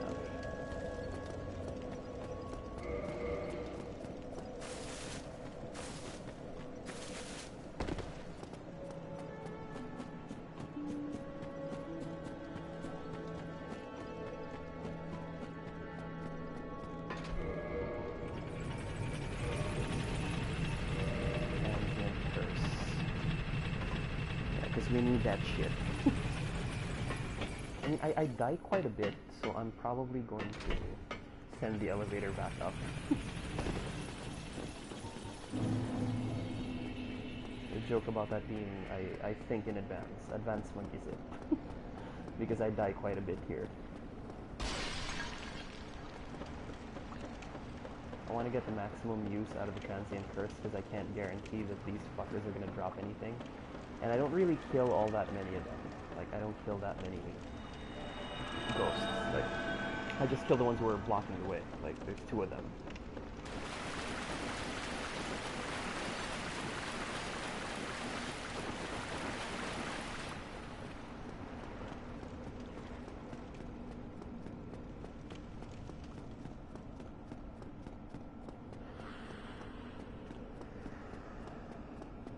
These guys are big, so.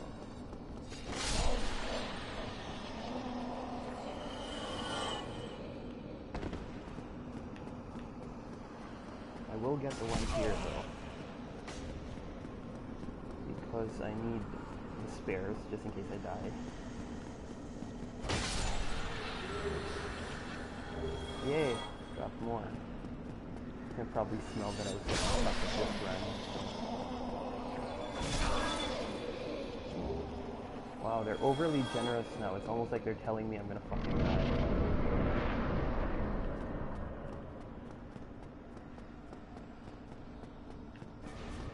Now I have one of 2 choices. I can fight my way in, or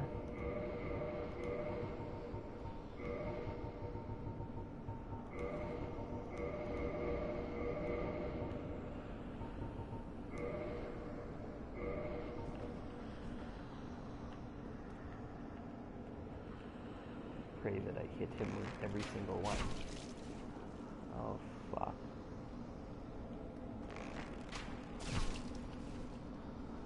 Okay, there. You just gotta get him aggro so he runs towards you and you should be good.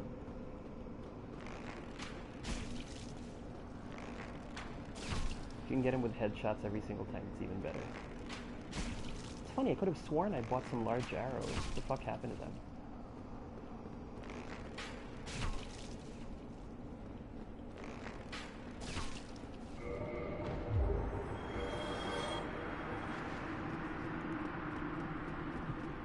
That way I don't have to go into that fucking room of death and deal with those ghosts.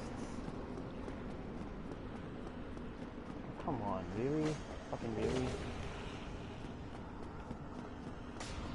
There's a humanity up there that isn't worth it. I'm just gonna...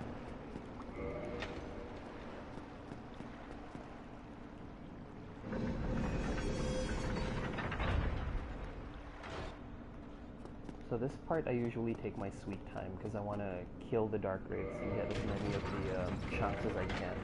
You need, I think, 8 or 7 of them to get a plus 15. Honestly, I just need one more if I didn't fuck up. I mean, I skipped 2 of the Black Knights and the Undead Bird.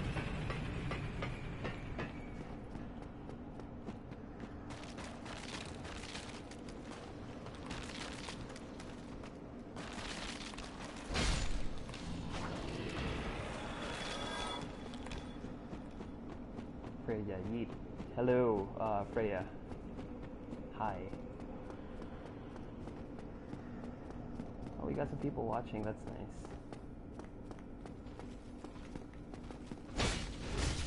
Oh. Fuck. That's not good, that's not good at all.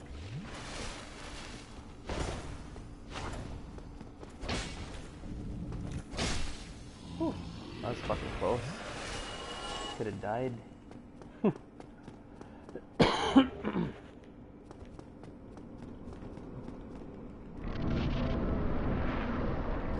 So there's a way to aggro just one of these fuckers at a time.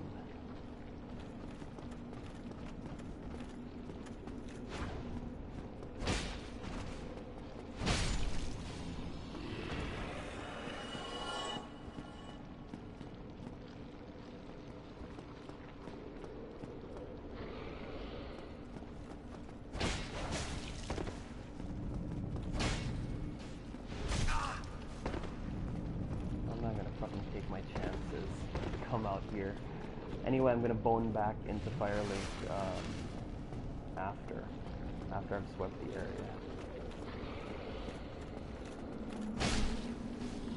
Just because. Oh my god, I'm getting very unlucky with the drops. These guys give like 5,000 souls a pop, so it's definitely worth it, like, to kill them.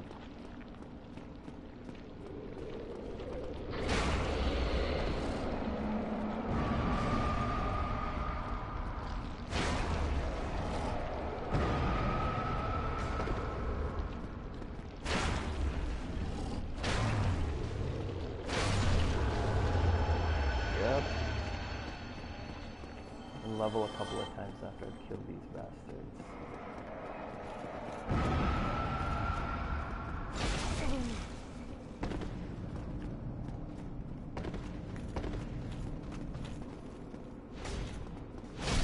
Whew.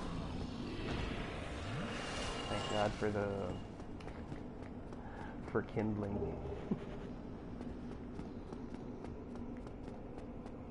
We're probably, yeah, we're gonna get the very large ember just because later on I'm probably gonna want a plus 15 anyway. I'm just tearing through it with a Black Knight weapon while it's still viable. Later on it's always best to have something nice, you know.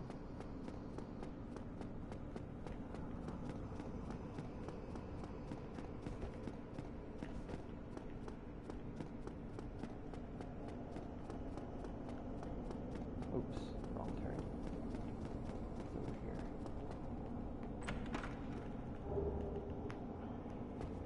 Very large number.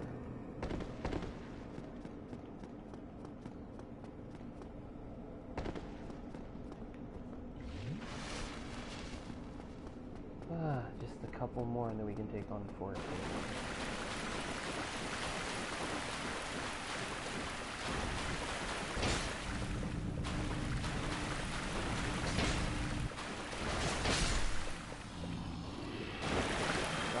Single fucking drop, assholes.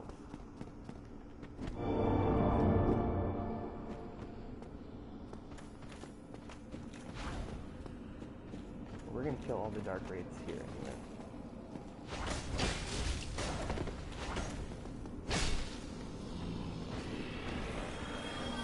Wow. about being a dick. These guys don't drop shit. I mean, at this point, this is the highest item find that I can have. 10 soft humanity is the best I can do. There are a few ghosts here.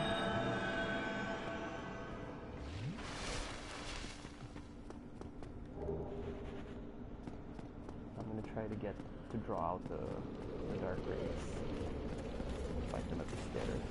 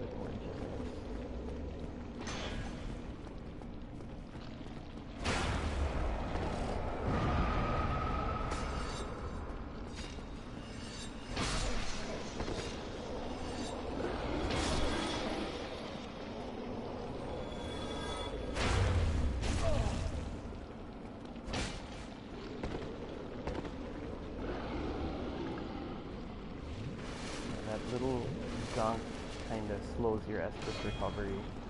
Not really slows it, but it reduces the amount that you gain. So yeah, packing 20 was good. A couple more dark wraiths we can kill. And then we can actually make a break for the red tier stone ring, but I don't really use it, so probably won't bother. Too risky. Oh.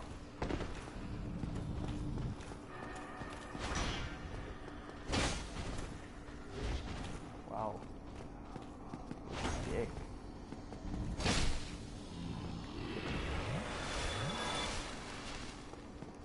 Oh god, they didn't drop a single one.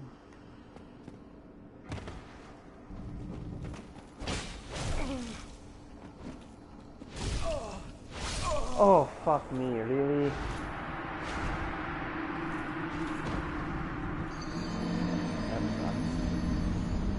I gotta get it in bone back.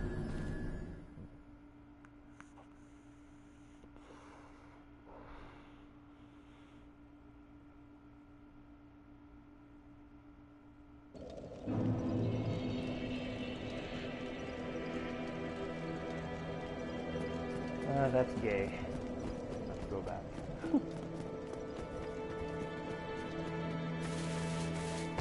Well, it's imperative that I get my souls back, though. Like, I need to. I can't not.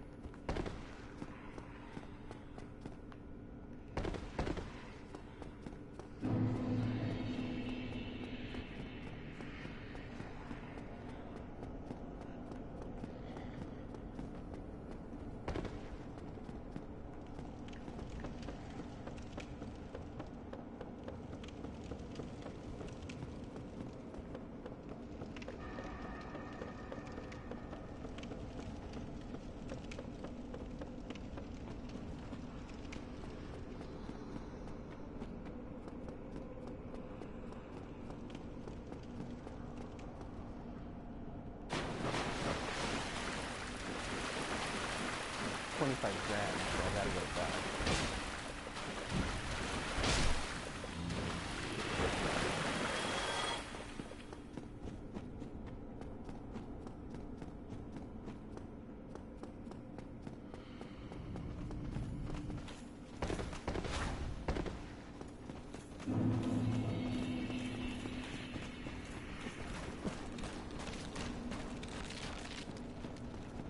Goes around the fucking bend. Oh god, no.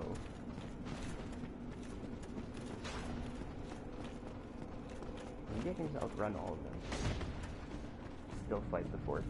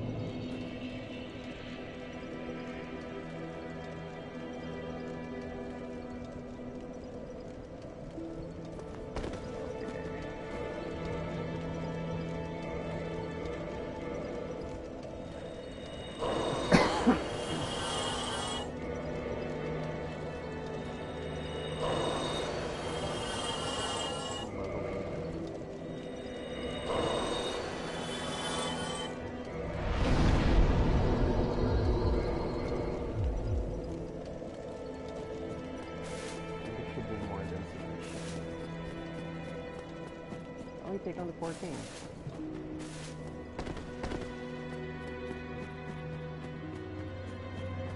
And then I'm going to get... I'm going back to get Havel's ring and kill the Capra Demon. I might as well show the Capra cheese. And then I can rush to Sen's Fortress pretty much. From there we can get the plus 15 already. The whole point of the playthrough is for me to basically just show the fastest route that I can. By no means the best, but probably one of the faster routes you could take if you were, you know, if it's not your first time playing. I mean, if you've beaten the game at least once, this should show you a few things you don't already know. If you've beaten the game more than once, then I'm not doing anything you haven't seen. I mean, you've seen this shit. You've seen this shit.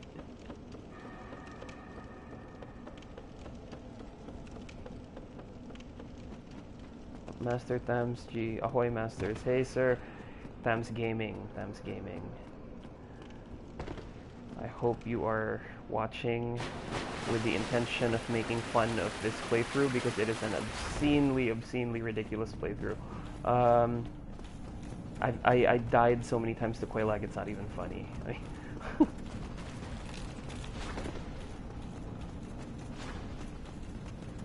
Trick here is to make sure that you don't forget to equip the Covenant of Artorias, because I have died because of that before. I made the mistake of diving in without equipping the Covenant, so here, what I normally do at this point is get all the stone gear on, and have a green blossom ready, and the Covenant ring. There.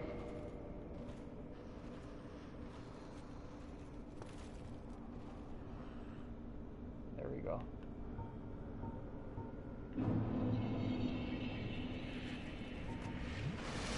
The green blossom helps me get a life lead advantage.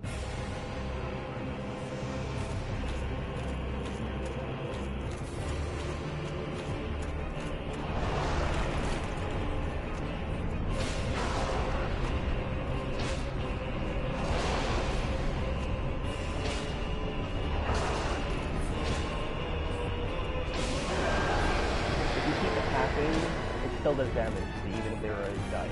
So... and then I always make sure I'm at full health because shit happens all the time.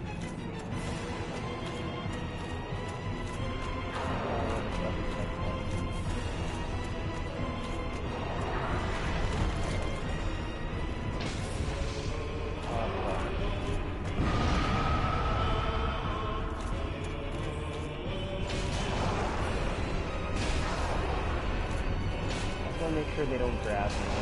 Usually they grab the designation.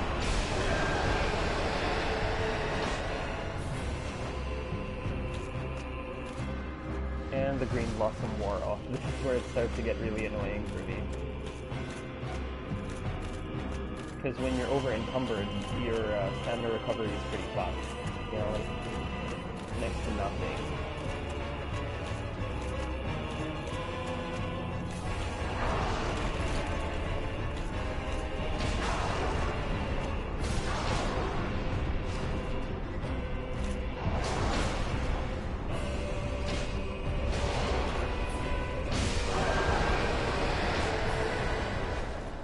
There. So it's possible to fight only 3 teams. Yay.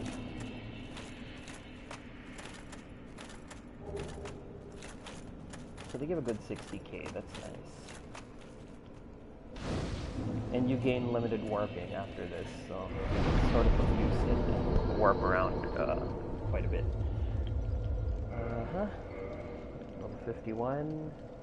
Not much else we can do at this point. Warp to the Undead Parish. And then we take on Capra Demon.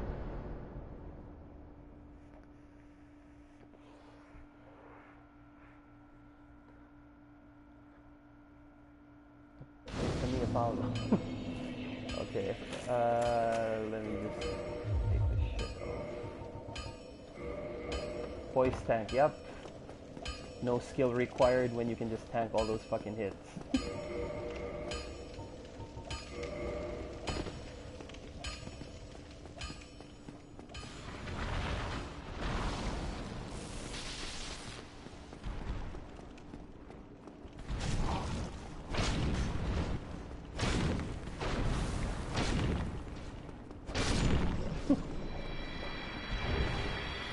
Just kill the guy for the extra souls, and then we're gonna do Havel. It's gonna be funny if after all this, it's Havel who kills me. She's gonna be the most retarded thing. After all that effort, Havel kills me.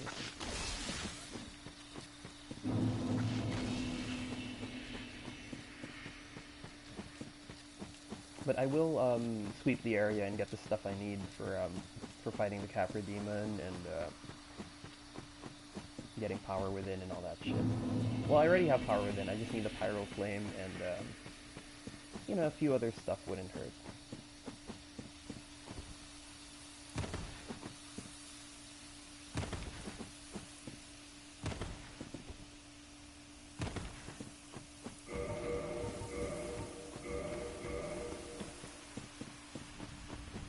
I could kill the Hydra, but it's not necessary. I mean, I'm not a caster build, I'm not rushing to the DLC or anything.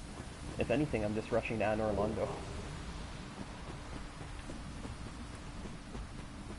Yeah, I'm picking up all the consumable souls that I can, because I'm trying not to use any glitches.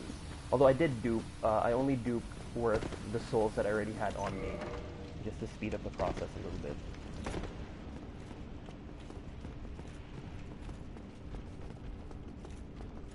Havel to fucking whack me with that thing. Hey, what the fuck? What the fuck, bro?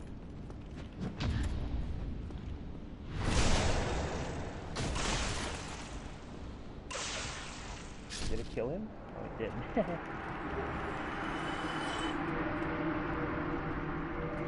Back to the wolf ring. I'm gonna sweep through the Undead Berg just to get a few stuff. Gold pine resin, fire bombs, black fire bombs specifically. But not much else. The black fire bombs are just going to help me kill the Capra Demon without actually engaging him. So for the couple of guys who are still on, you guys will see the cheese, if you haven't seen it already. You probably have, I mean, come on. The Capra Demon and the Bed of Chaos are the two things I never fight properly anymore. Like, I don't even bother. To me, it's like, fuck you, I'm gonna cheese you. They were designed in a very cheesy manner, so...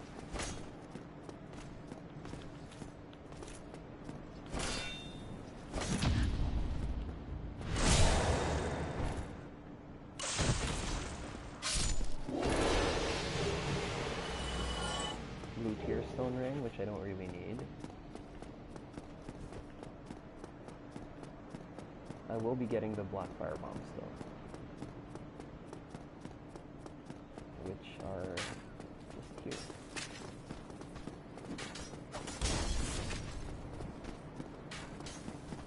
This little house right here.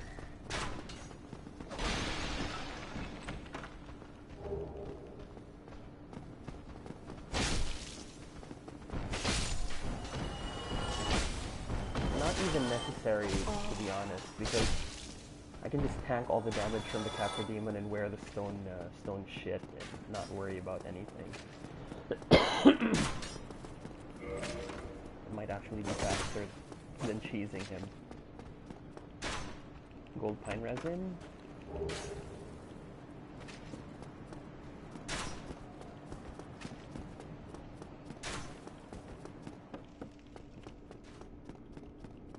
There is a crystal lizard here that, if it's your first time through, you might miss. This box. Yay, I need 4 more, which I will easily get in Sen's Fortress. They're just lying around.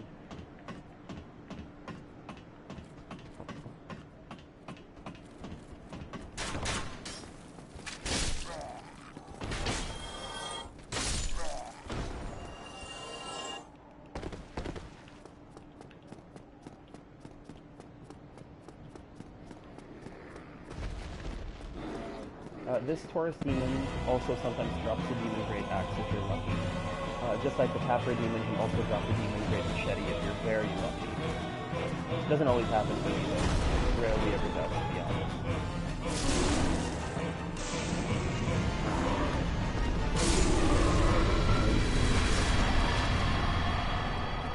See? He didn't drop it, even with 10 humanity. Solaire is here, so I can actually talk to him. Might as well. For any completionists who want to know where his quest begins, it's here. I kind of broke the sequence, the progression sequence, because I did like late to end game content, like at the beginning.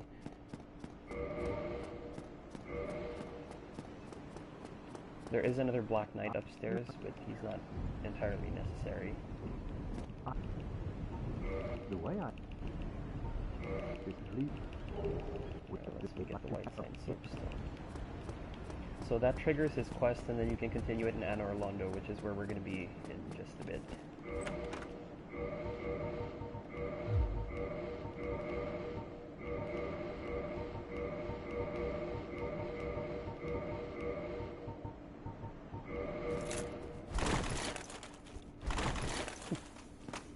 Like Havel's ring was entirely pointless. This is just so that the dogs don't annoy me, because the dogs do annoy me quite a bit, actually. Are you gonna invade? No, I'm actually on offline. I'm playing on like prepaid internet, so it kind of sucks. I couldn't get an invasion even if I wanted to. Like, as much as I would love to invade. And with my current weapon upgrade level, I don't think I could either. I'm already at a max twinkling weapon. So try though I might, it might not. I don't think it's gonna work. Sorry, Sir Paul. I know you would have loved to see that. I would have loved to invade too, but probably not for this playthrough. This is more of a. It's more of a let's play.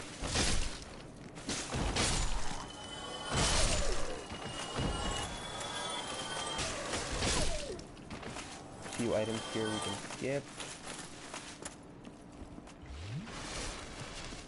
We're just gonna poise tank the fuck out of this boss.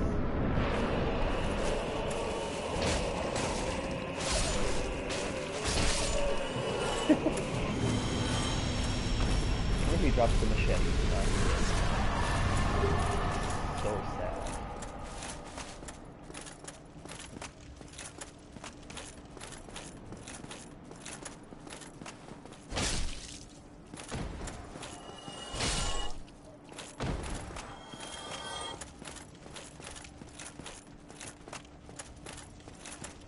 It's probably the saddest thing to see this heavy motherfucker like running around like a bitch. But it's kind of funny.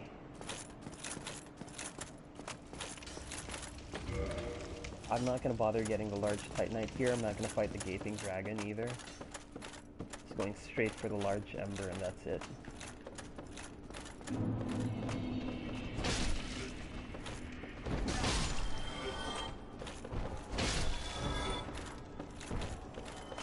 I still kill those guys because they can get in the way.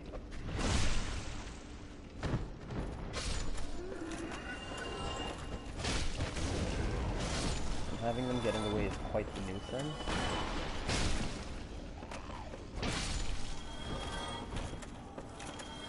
Especially since the butchers here are tools. Like, they are assholes. They are complete and utter assholes.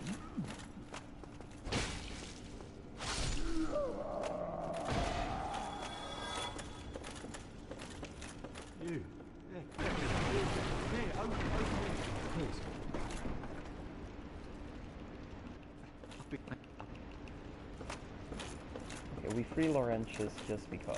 I mean, we need the Pyromancy Flame.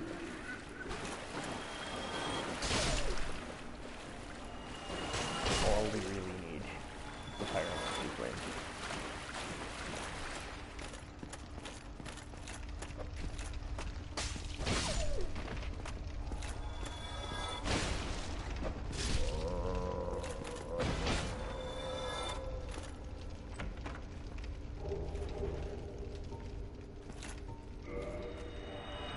Cool. We got it. Bell Gargoyles.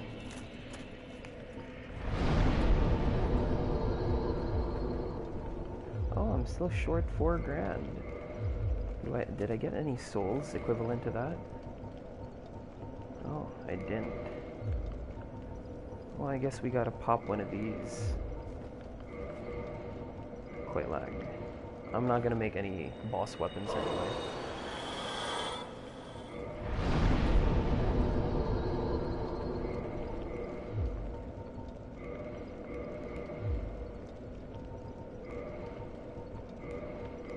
Warp to Firelink so I can get the Pyro Flame, and it should be good.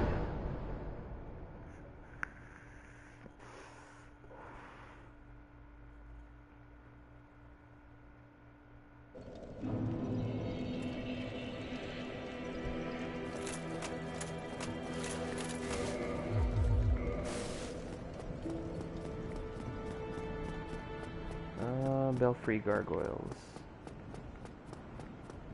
Laurentius. Oh. Yeah, what? Okay. Awesome.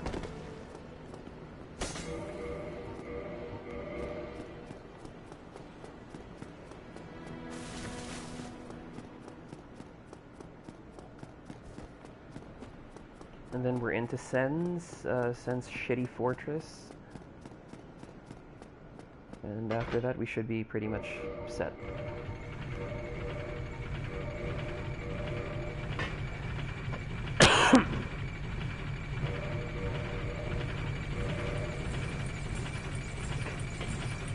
I'll probably just do Until Ornstein and Smoke.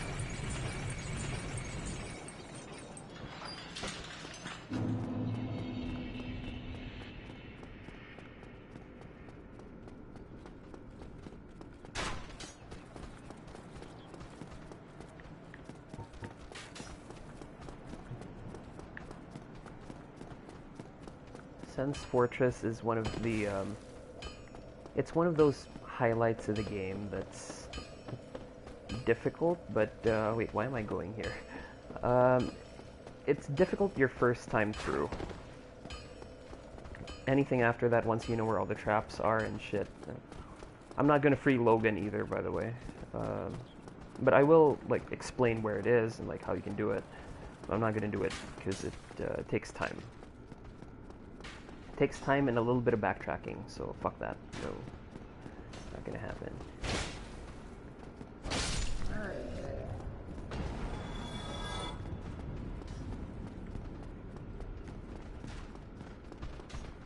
Wolfring lets me tank 1 hit. Ugh, damn it.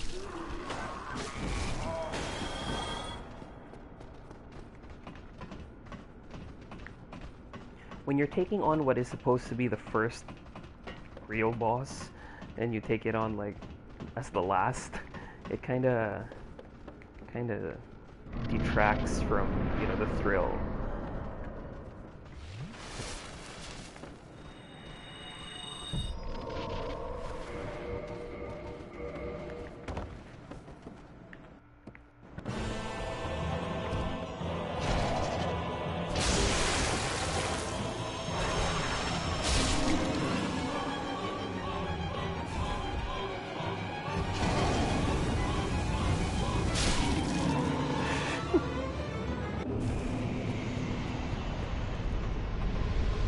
That was kind of funny,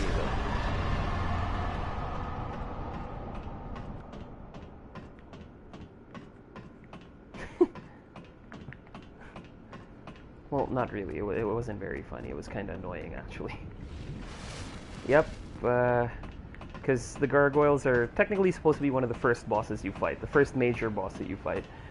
But, yeah, I usually do them last, just because I want to feel overpowered.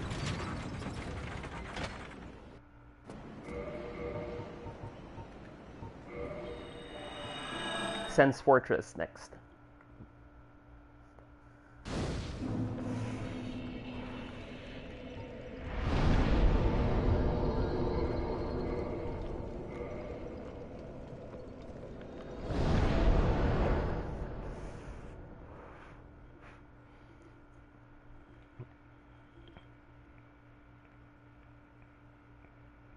Sense Fortress is one of the easiest areas in the game once you know what you're doing.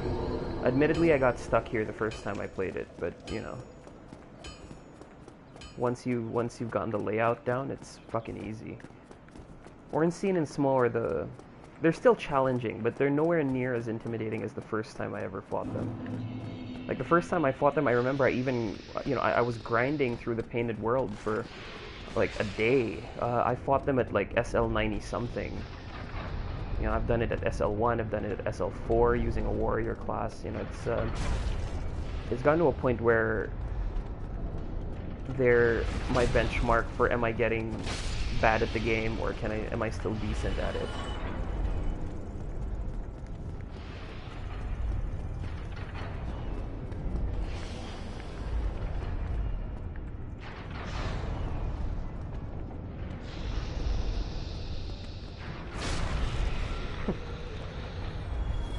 Trap. You can open this from the side, strangely enough. Just two more.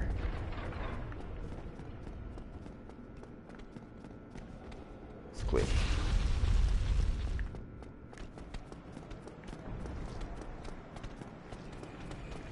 Once you know where these cunts are coming from, it's easy.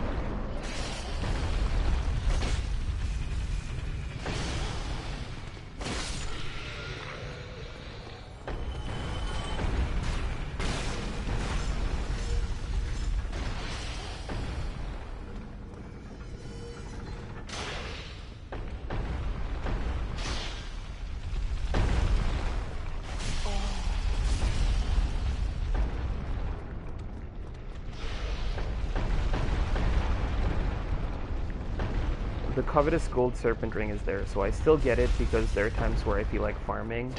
Like a build like this, which was just supposed to be for demo purposes, I ended up using it, you know, stuff like that. So, since you gotta wait till that hole fills up, then you should be all good.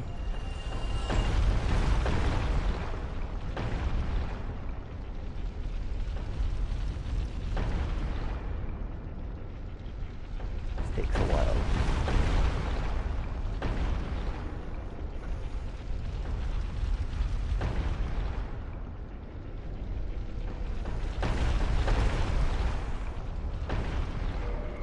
One last.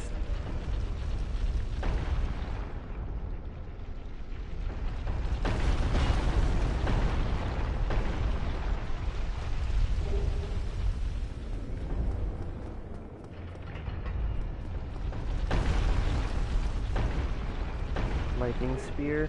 Now for, since Dark Souls Remastered actually incorporated the weapon level matchmaking mechanic from Dark Souls 3, people who are trying to keep their weapon upgrade level down, if they want to troll like new players, if they want to twink, they avoid picking up weapons like that. Like a lightning spear like that would count as a +10, I think, or a +11. So people generally avoid picking that shit up. But at this point, since I've already maxed out a weapon, it doesn't really matter because I won't be able to get decent matchmaking anyway. At this point, whoever I invade is going to have maxed out weapons. For sure. Like 100% guaranteed. So.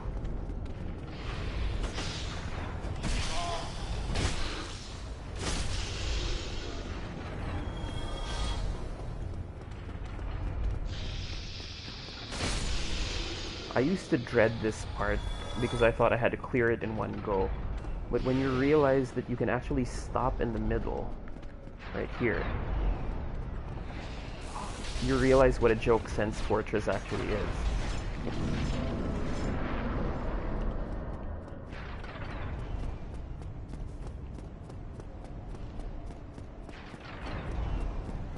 The idea is don't get too distracted by the shinies, like don't look at the fire bombs of the giant chucks, they're going to get you. So the trick is just do it quickly. The lift key is over there to the left, you're gonna have to make that jump, which is kind of tricky if it's your first time doing it. Even I have a hard time with it, so I just skip it for the most part. Unless I'm doing an int build and I actually need free Big Hat Logan. But int builds are usually novelty builds that I do, like, just for fun. I don't see it as, like, something necessary.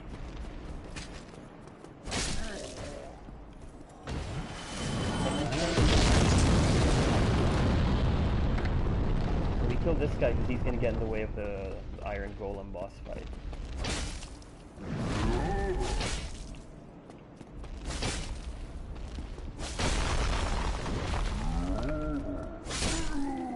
And he drops a Titan Challenge, so it kinda helps. Awesome. So now we can take on the Iron Golem.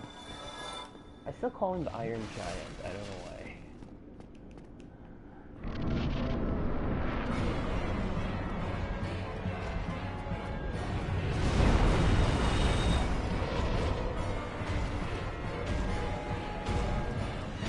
Still in the tricky. I usually wait for him to get to the middle just so that I don't fuck it up. That almost fuck up the fight.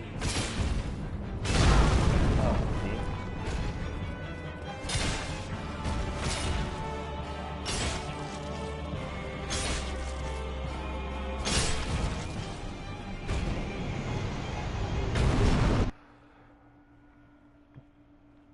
Yeah, Sense Fortress is harder than the boss itself the first time through.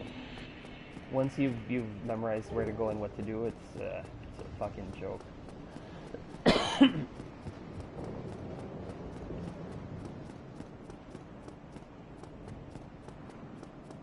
Actually, the entire Anor Londo is challenging, but nothing is more challenging than this next part. I mean, this is the part where I almost always die. The Painting Guardian part. It's almost guaranteed that I'm gonna fucking die if I try it. Gemboy Kamote, hey sir, thank you for stopping by, watching our little stream into Kalokohan. This is honestly not as good of a playthrough as I thought it would be. Ah, Jeff, hello.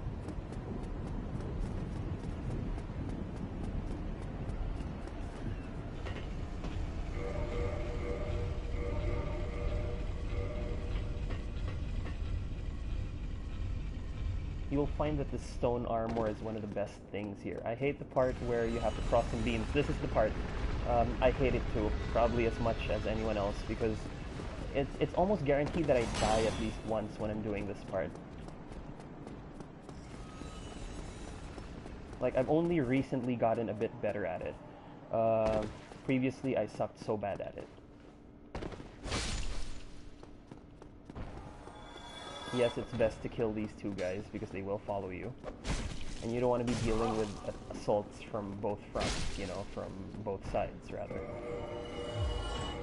So what I normally do here is stone armor and wolf ring. So see, my poise goes up to 125 with this kind of loadout. Plus, I don't have to worry too much about other stuff. Ornstein and Small are a concern for me, but nothing compared to this. That's what I'll say. Ornstein and Small are relatively easy compared to this. I almost always fall. Because there's a surprising amount of pushback on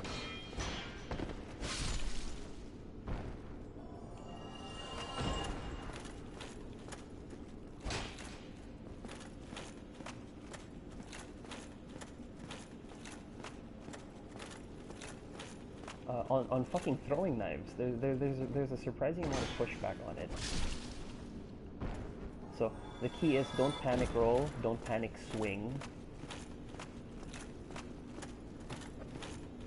Just relax when you're at this point.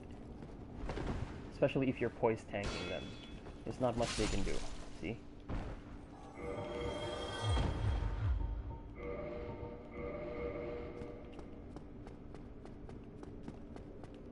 There's very little they can do. As long as you don't panic. Now this is the real bitchin' part. The infamous Anor Londo archers. I remember playing Dark Souls 3, and when I finally made it Anor Londo after the Pontus Skeleton fight, I was like, oh fuck, I wonder if the archers are there. And then I see that, holy shit, there's a bunch of them. There's like a whole fuck ton of archers there. so I was ready for something as traumatizing as this, and then I realized, oh fuck, they toned it down like a ridiculous amount, and it was a little bit disappointing. I was expecting it would be difficult.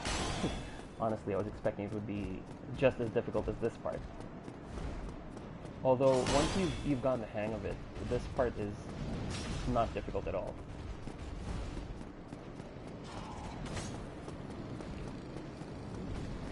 As long as you know what the fuck you're doing.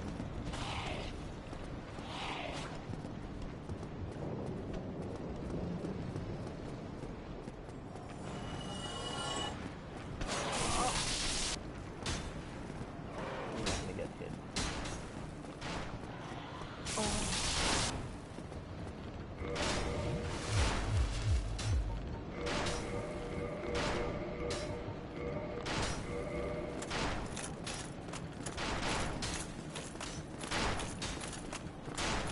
A general tip here is go to the options and turn off camera auto center or auto align, because it will fuck you up.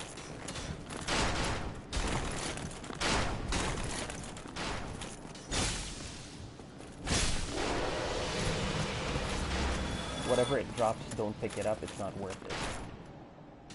It's never worth it.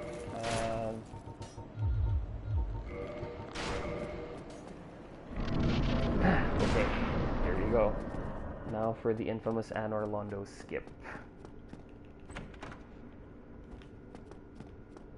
Solar's quest continues here. You can actually summon him for the next fight. A lot of people were saying like the Ornstein and Small fight is meant to be a summoned boss fight. I'm like, no, there's no such thing. There's no such thing as a boss fight that was designed for you to summon. There were in Dark Souls Scholar of the First Sin, Dark Souls 2. But here, there's no such thing. Every boss in this game is intended to be beaten on your own, like solo, fucking solo. Anyone who says otherwise is a noob. Sorry, I had to say it. There's no such thing as a mandatory co-op boss fight in this game.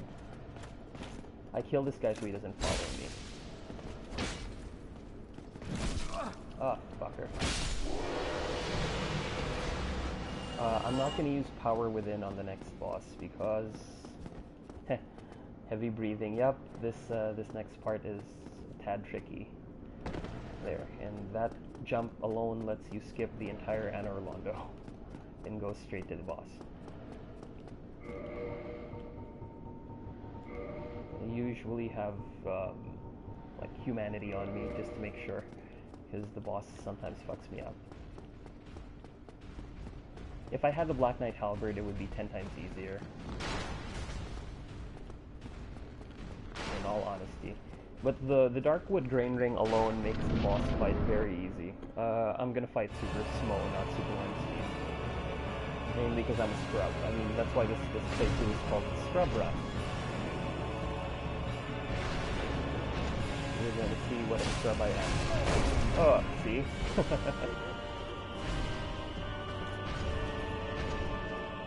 What the fuck, bro? You gotta be fucking kidding me, come on. You gotta make sure you watch where they are. And that you hide behind pillars when you heal. Ah!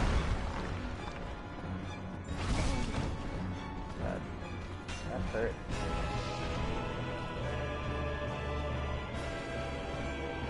Maybe I should use Power Within.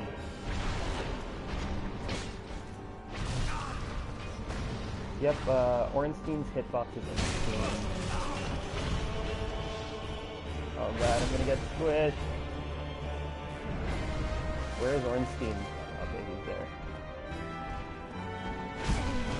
Why am I not able to dodge it? What the fuck?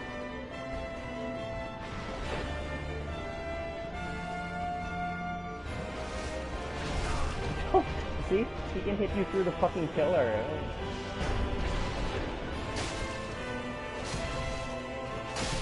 There you go, this time.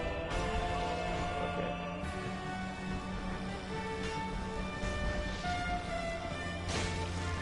Fighting Super Smo is actually easier, and it's easier to fight them unlocked. honestly. God, the dodge timing is so off.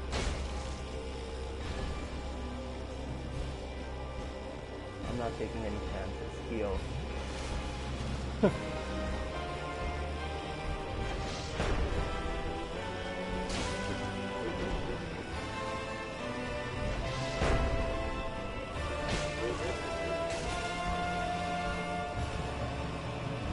A general tip is not to get greedy with your hits. Unless you're sure you're gonna win.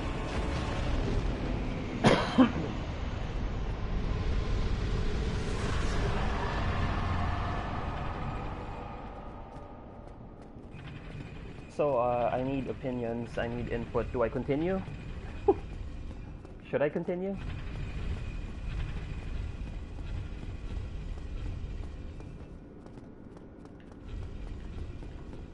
Yeah, GG. It's funny, I remember like being on the brink of rage quitting against these motherfuckers the first time I played it. Like, I wanted to quit.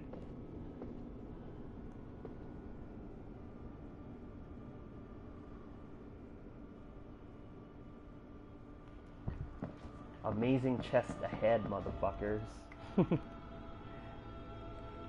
Oh, chosen undead, I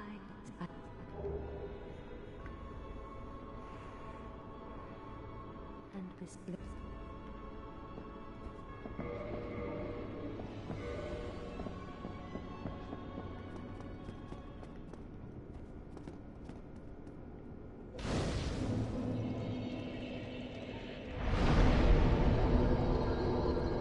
Amazing chest ahead. I can actually get the Chaos Ember, but I don't think that's entirely necessary. I think we can just progress the normal way.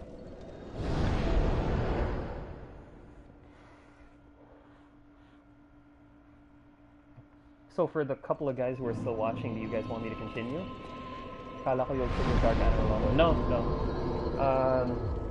I find it to be counterintuitive because I like keeping it sunny. Dark Anor Londo is good if you're actively playing online and you want to either invade or be invaded. Plus, I might need to farm some of the other monsters later on for gear and shit. So yeah, that's why I don't. It's funny, he keeps telling me that it's going to suspend the application for 15 minutes. It's the most retarded thing ever. So we will take a magical shortcut down. Oh, and if we're lucky, Capra demons here might drop the ring that I need, or the weapon that I need, the Demon's Great Machete. A really fun weapon to have. Because it does sick damage at plus 15 when two-handed at 27 strength. Excuse me. Okay. So yeah, I'm gonna kill the Capra demons on the off chance that they might drop the shit that I need.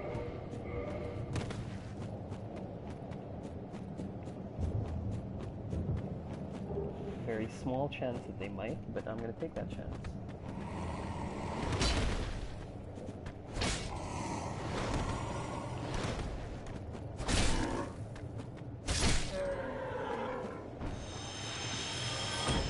Hope they do. Oh, fucker. Knight Kirk invades at this point. So get farm for the Great Machete. I won't farm, but I'll pray that they drop it. Kirk invades at this point, so once I make it here, I usually double back and then wait for him at the spawn point and then backstab his ass. Oh fuck, I haven't placed the fucking Lord Vessel. God damn it. No wonder he hasn't invaded. Asshole. Oh god, I hate it when I do that, when I forget to put the fucking Lord Vessel. I might as well trigger the bonfire here since I can morph anyway.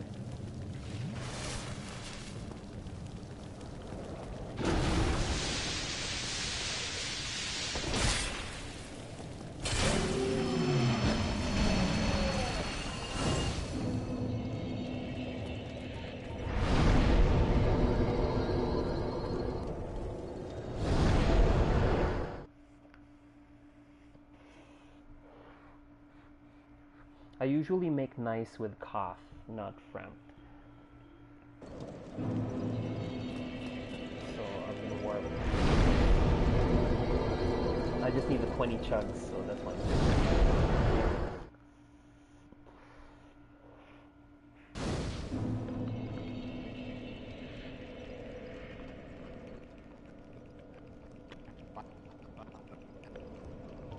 Yeah, I gotta take a leak, so I'm gonna unplug the mic real quick, just so you don't have to hear my urine.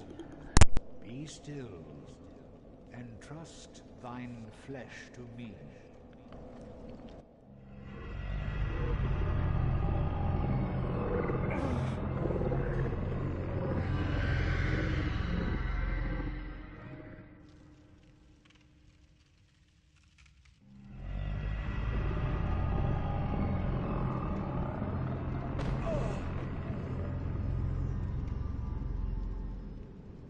This is Gwyn's prison. Now, place the Lord vessel upon the altar.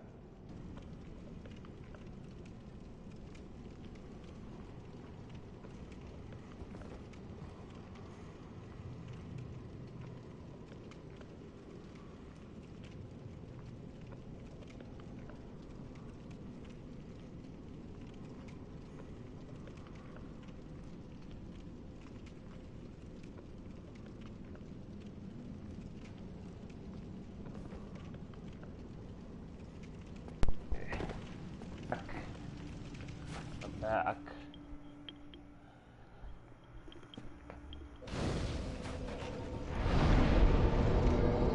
Back to the Daughter of Chaos. I can't believe I fucked that up.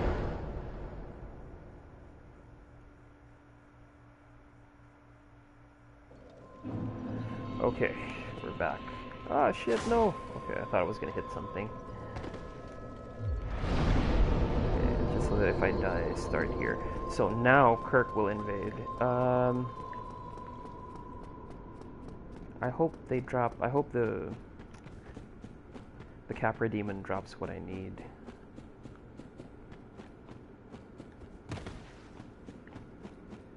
Because the Demon's Great Machete at plus 15 is obscenely powerful, like to the point where it's not even funny. Like, retardedly strong. I like it. It's one of the most overpowered PvE weapons in the game. PvP wise, it sucks. I mean, it's slow. It's got a shit moveset. It's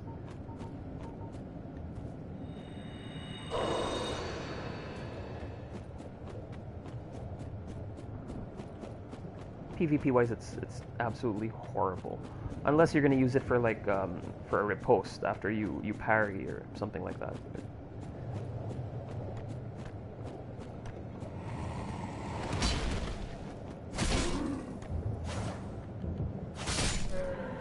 Drop, please. Please. God damn it.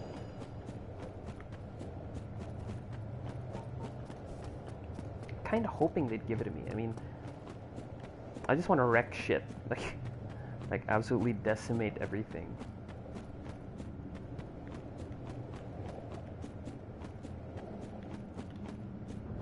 Okay, Kirk should invade around now.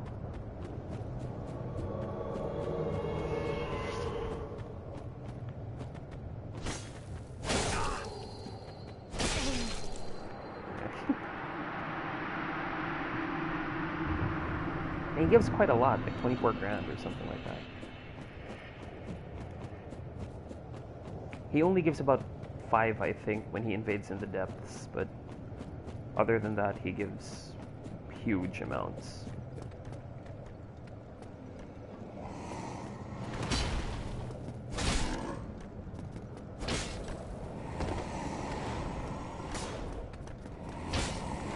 No!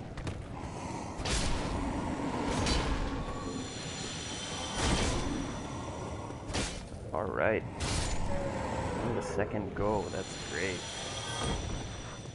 That is gorgeous. I love this. And now I have it. And we gotta max it out.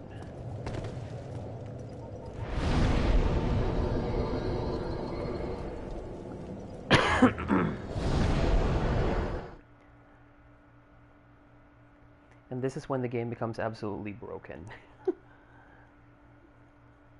Now that we have this. I'm gonna have to level one more into strength. Because it requires 40, and the two-handed 40 strength weapons, you're going to need 27 strength. So... and a fuck ton of endurance. So I usually just put on Havel's ring. What? I'll be seeing. Yeah, give him the large ember too. Okay, there we go. And he's gotta buy shit.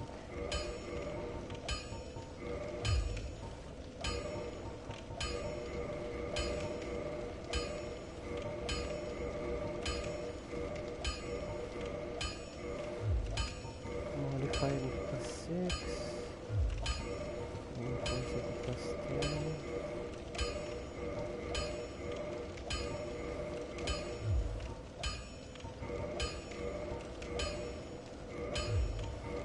10. Yeah, ayan na. Ito na, OP-ness. Okay. Oi, where are you off? There you go, plus 15. Imagine what kind of damage this would do if I had... Oh fuck, I shouldn't have rested, I should have just homeward boned back. Imagine the kind of damage it would do if I had Sunlight Blade slapped on it.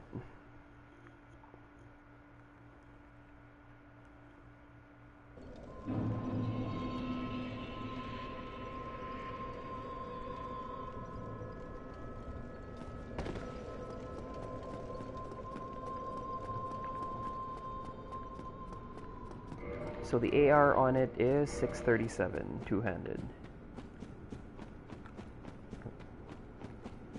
And it just destroys things, like, it's funny. How to break the game, yeah. Yeah, 2.5 hours, you should be pretty set. I mean, 2.5 hours should be more than enough to get... Honestly, I kind of took a while because of Quelaag. I kept fucking dying to Quelaag. God, I died to Quelaag 5 times?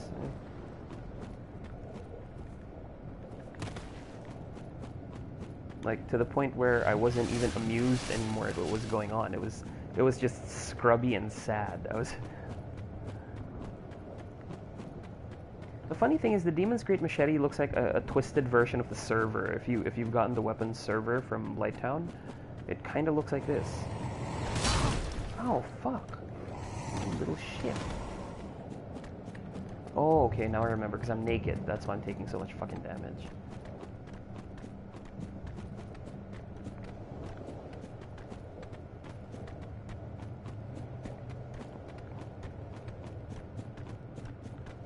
This would be even more broken if I had Sunlight Blade or Dark Moon Blade.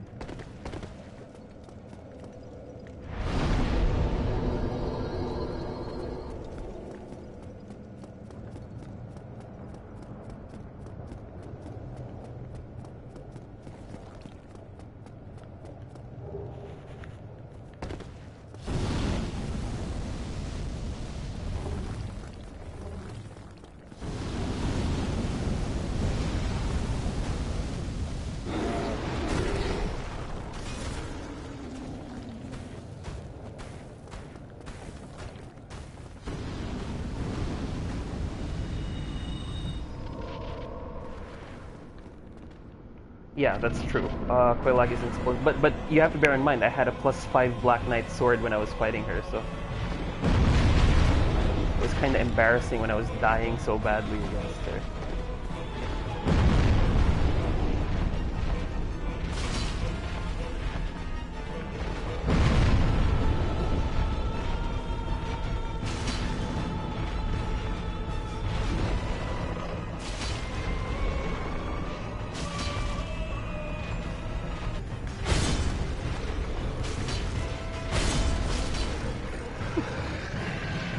Funny how much damage this thing does. So we just have to trigger the shortcut to Lost Izalith. Well, not really a shortcut, but it's a shortcut back to the bonfire. So if we die, we can actually respawn from there.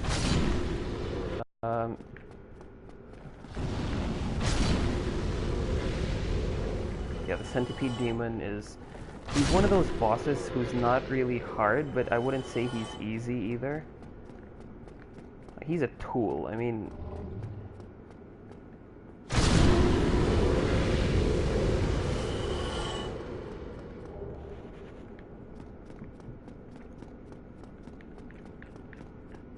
I can actually get a maxed chaos weapon at this point if I wanted to. Just have to spend a little bit, but yeah.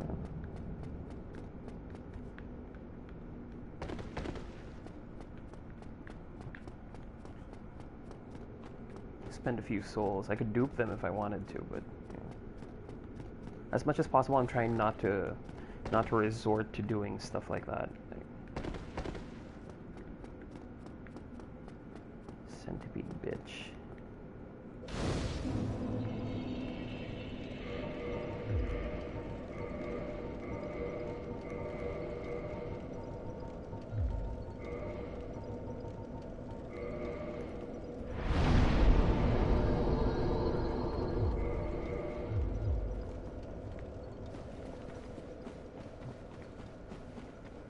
At this point, maybe having flash sweat might help a bit, but again, not necessary for victory. I mean, it's not like I need it to actually win. I mean, he's not that difficult. It's just a matter of making it to that platform where the fight becomes very easy. So, gold hemmed set, which has very good fire resistance, plus the Darkwood grain ring, which lets me flippy flip around shit. There we go.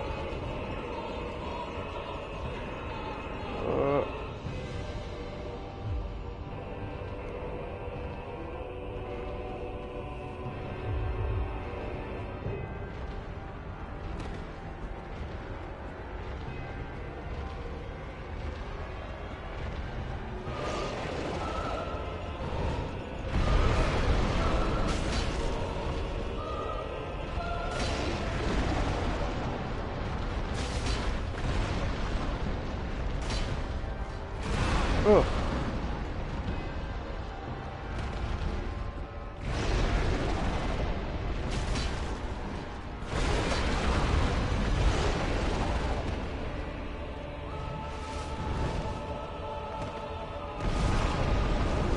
No, no, no, no, no, no, no, no, no. Oh, fucker.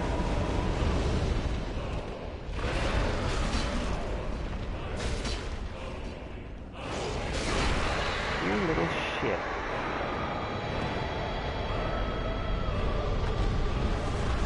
If you cut its tail off, you can actually get the charred ring a lot earlier.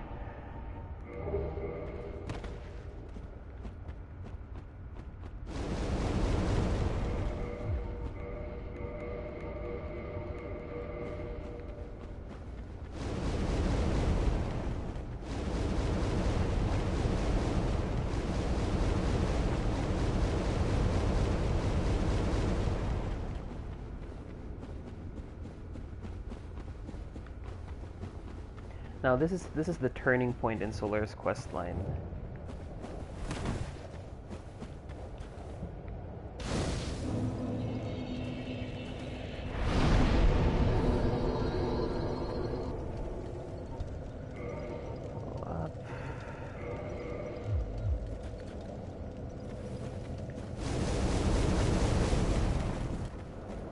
You can get me a Chaos's Byhander at this point.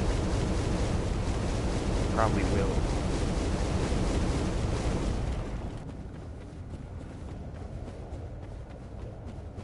But I won't do it until I can max it out, so just to make my trip to Vamos worthwhile.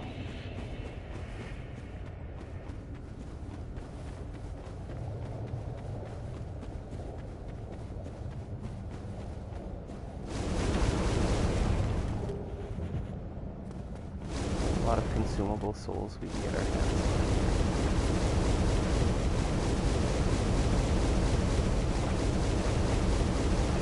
You don't want to aggro those dragon butts because They will chase you around the whole stage. I understand the vid is pixelated even though I have it on 720p. Oh, that's odd.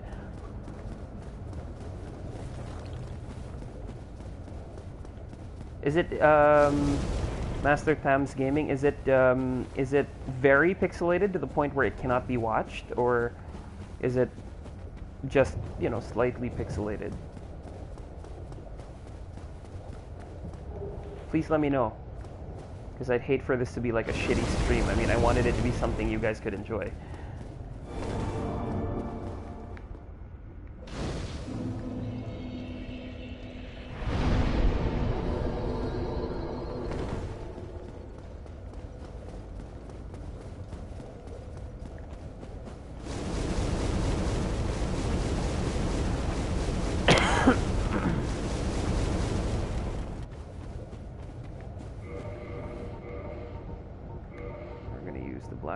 Sword and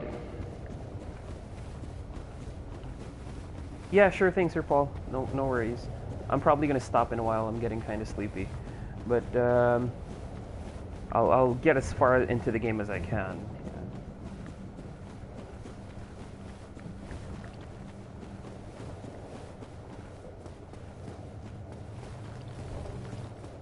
Probably I'll make it until I get the Sunlight Maggot. Because I think the Sunlight Maggot is a very important element that a lot of players might overlook.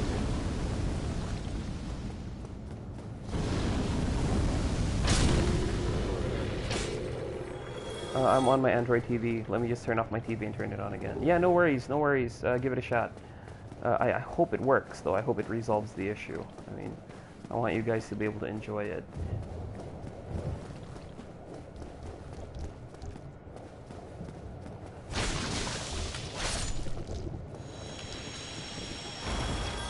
No, those guys, the Chaos Eaters, they actually drop a really good, they have a good loot pool. They drop red Titanite chunks, and if you're really lucky, red Titanite slabs.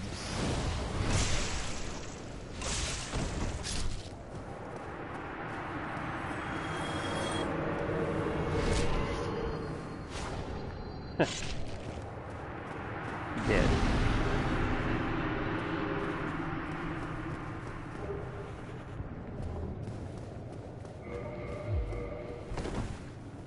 Solaire actually goes bonkers here. I can get the red Titanite slab next.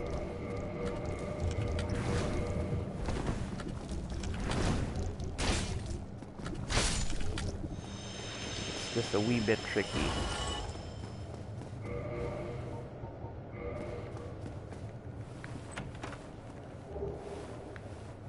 But nothing extraordinarily difficult. I mean, it's just safer to have the shortcut open before I attempt it. Because the drop going there can actually, well, the enemies can break your weapons and then you're getting poisoned, and it's a swamp, and it's very tricky to get out. But the red Titanite slab is there. So if you want to get a +10 fire or a +5 chaos, you're actually going to need to put some time in getting that.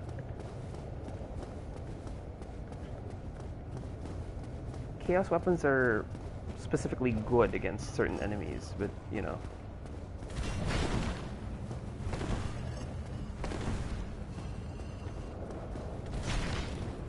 It's pretty hit or miss. There are some enemies that are very resistant to fire, so yeah. Let's see if we get lucky with this guy. Wonder what he drops. Wow, that was close. Bam. Asshole. Oh, fuck, I don't need more. Okay, these guys can also drop red Titanite chunks, so.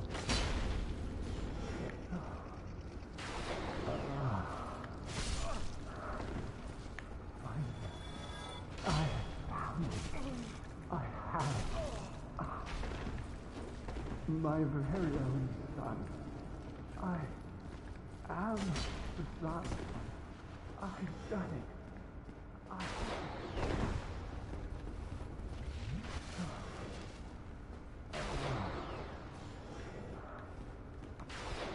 He keeps fucking blabbing. I cannot chug while he's fucking blabbing.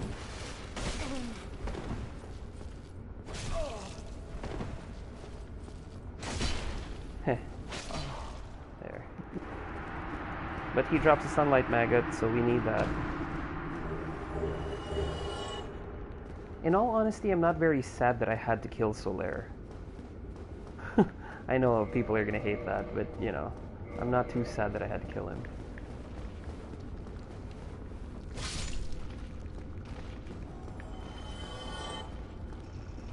Yeah, that little fucker there drops a sunlight maggot. Glowing eye guy.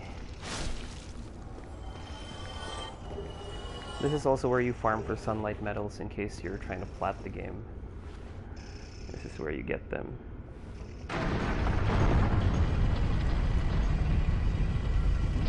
So now the shortcut's open. I can attempt to do that part where I get the red slab. Just for fun.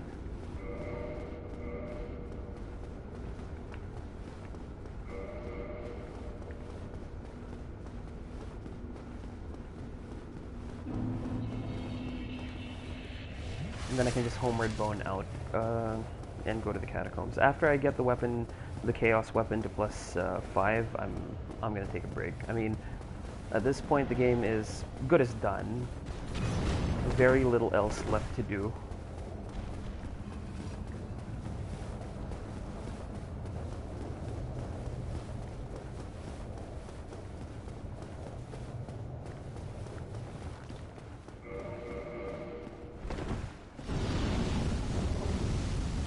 Although 50,000 souls is a lot to lose, so making a really huge gamble by doing this, but whatever. Whoa, whoa, whoa, motherfucker.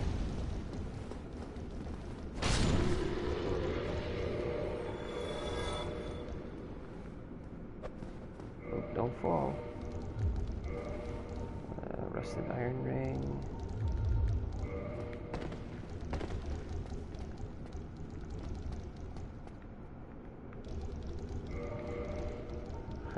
I'm not taking my chances. I want them to die in one fucking hit.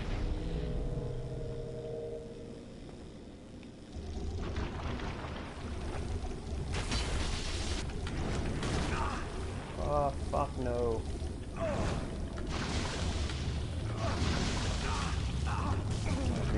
Items they can break.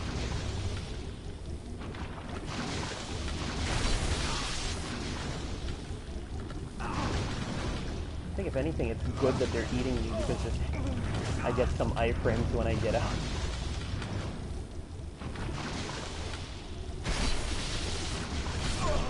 Oh, fuck me. That's not good. Not good at all. They're not dying in just one hit. I guess I can throw bombs at them. Shit. God, that sucks.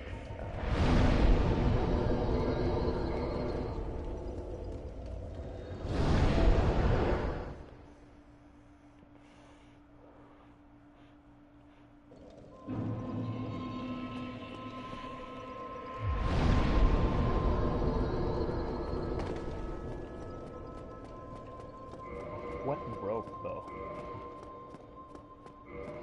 Okay, just the pyro flame. I guess that's okay. I don't mind the pyro flame breaking because I'm not really going to use it.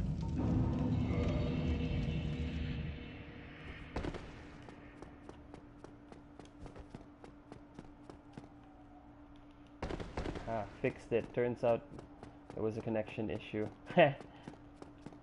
Well, I'm glad it's not the video quality, like on my end.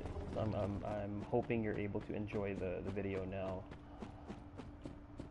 I'm also hoping that I can get my fucking 50k souls back, because I dropped them in a very unsavory place. I dropped them in the pit of Chaos Eaters, so I'm not very happy about that. It's funny though, I imagine the Demon Great Machete would kill them in like one fucking swing. Guess they have more HP than I remember.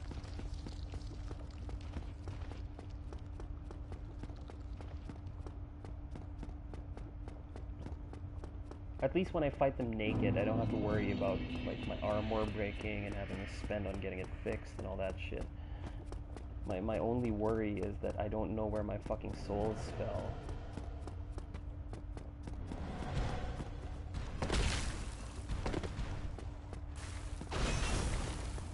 I gotta zigzag across. That's my biggest worry.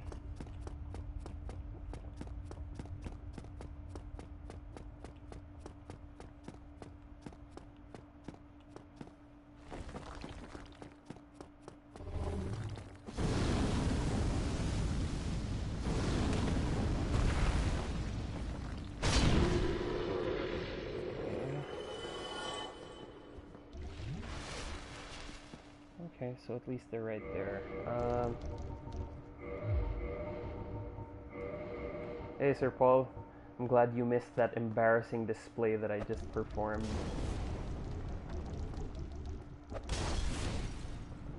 It was sad, really. Okay.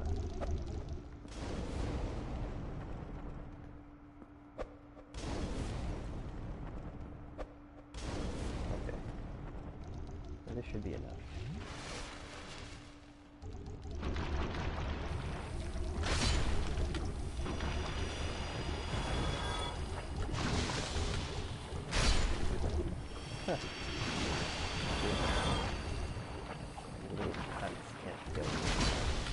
By doing this early, though, I am kind of fucking up Siegmeyer's quest line.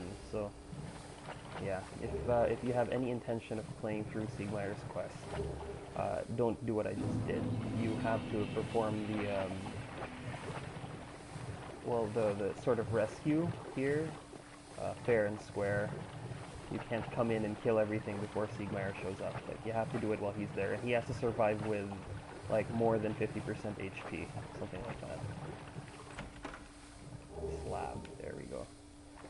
So Paul, you're just in time. We're about to get a +5 chaos weapon. Oh god, low battery.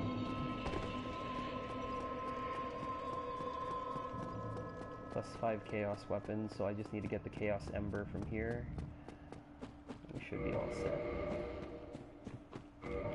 Not even gonna try being like good at what I'm doing. I'm gonna cheese the fuck out of these guys.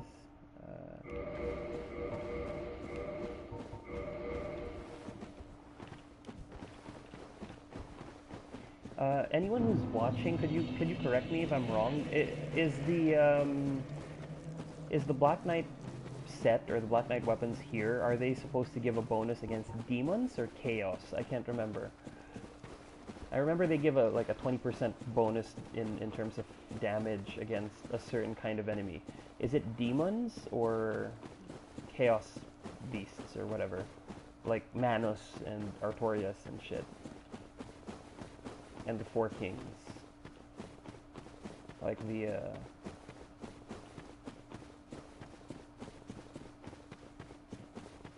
can't remember if it's Abyss rather or demons, because demons are chaos, so yeah, I'm guessing it's one of the two. No! Okay, fall. Let's hope this motherfucker falls too. Okay.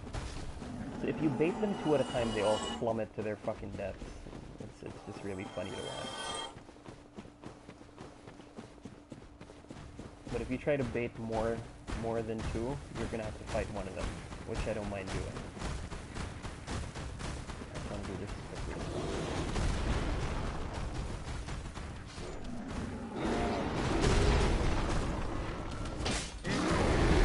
Oh.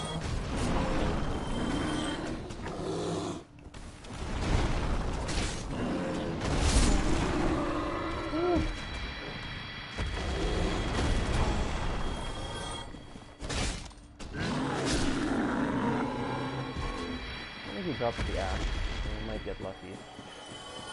Wishful fucking thinking.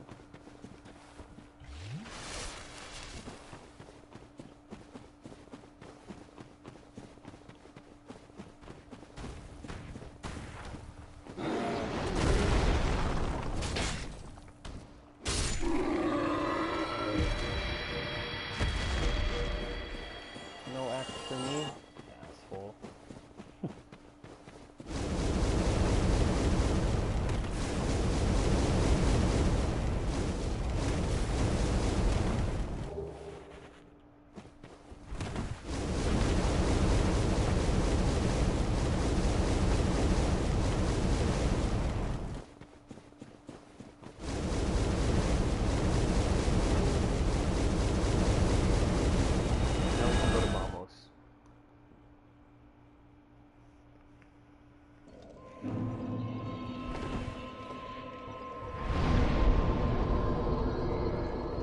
I guess nababagal lang ako sa Demon's Great Machete. Yeah, it's very slow. Good for riposts and shit like that. Like against Gwyn, it's perfect. But in general, I find it a bit slow. So unless you can poise tank the enemy hits, it might actually be more trouble than it's worth. In all honesty, if I were to rate it as a weapon, it's just the obscene amount of damage it does is it's crazy. It's really good, you know. Could not be the chosen one.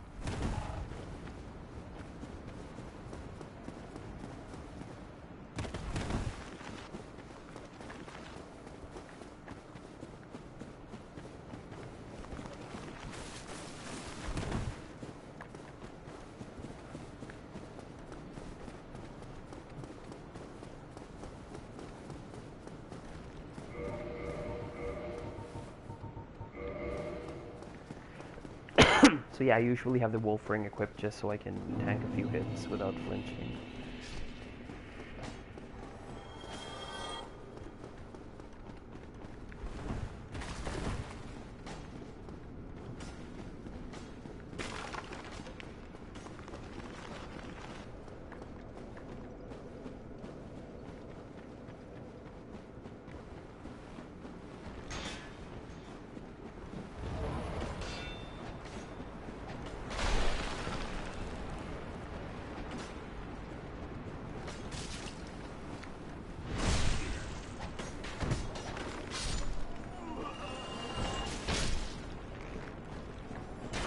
No Skull Lantern for me. Well, anyway, I already have the Sunlight Maggot, so it doesn't really matter.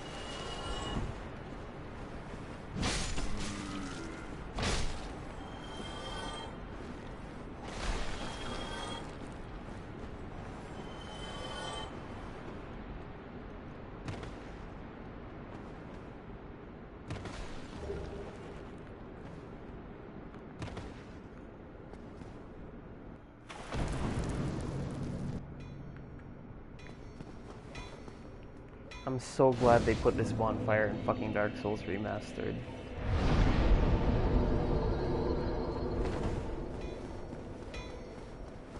Such a huge help.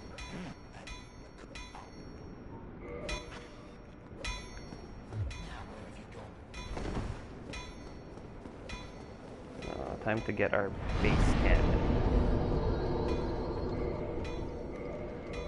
As soon as I get the chaos shit, I'm out of here. I'm gonna stop the stream. I'll probably pick it up from here maybe next time, but I gotta take a break.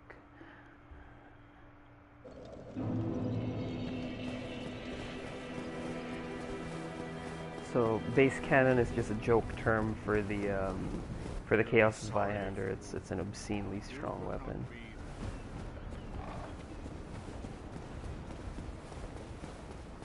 To the point that it's funny. Chaos weapons, in terms of good Chaos weapons, you could actually get a Chaos Gargoyle Halberd, or a Chaos Great Scythe, or a Chaos Zweihander. I just find this Zweihander to be the most obscenely powerful one. Like, to the point where it's not funny.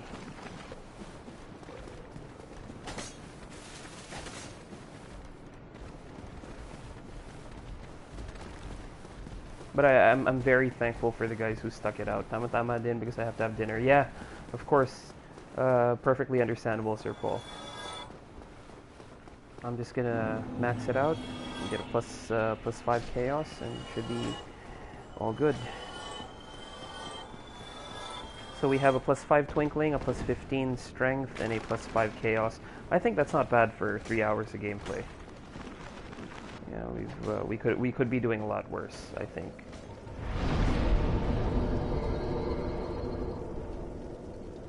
We could be doing a lot worse. I hope the video, once it's saved to the archives. Charles, buti na lang nakaabot pa ako. Yeah, sir. This is usually saved naman sa archive footage sa sa YouTube. So you'll be able to watch it, no worry. Purchase.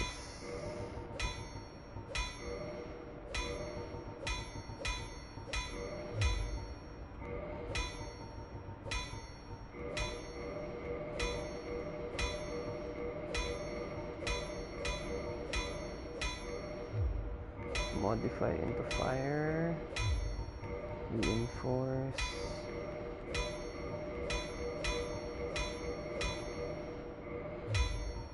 Let's modify into chaos. Huh?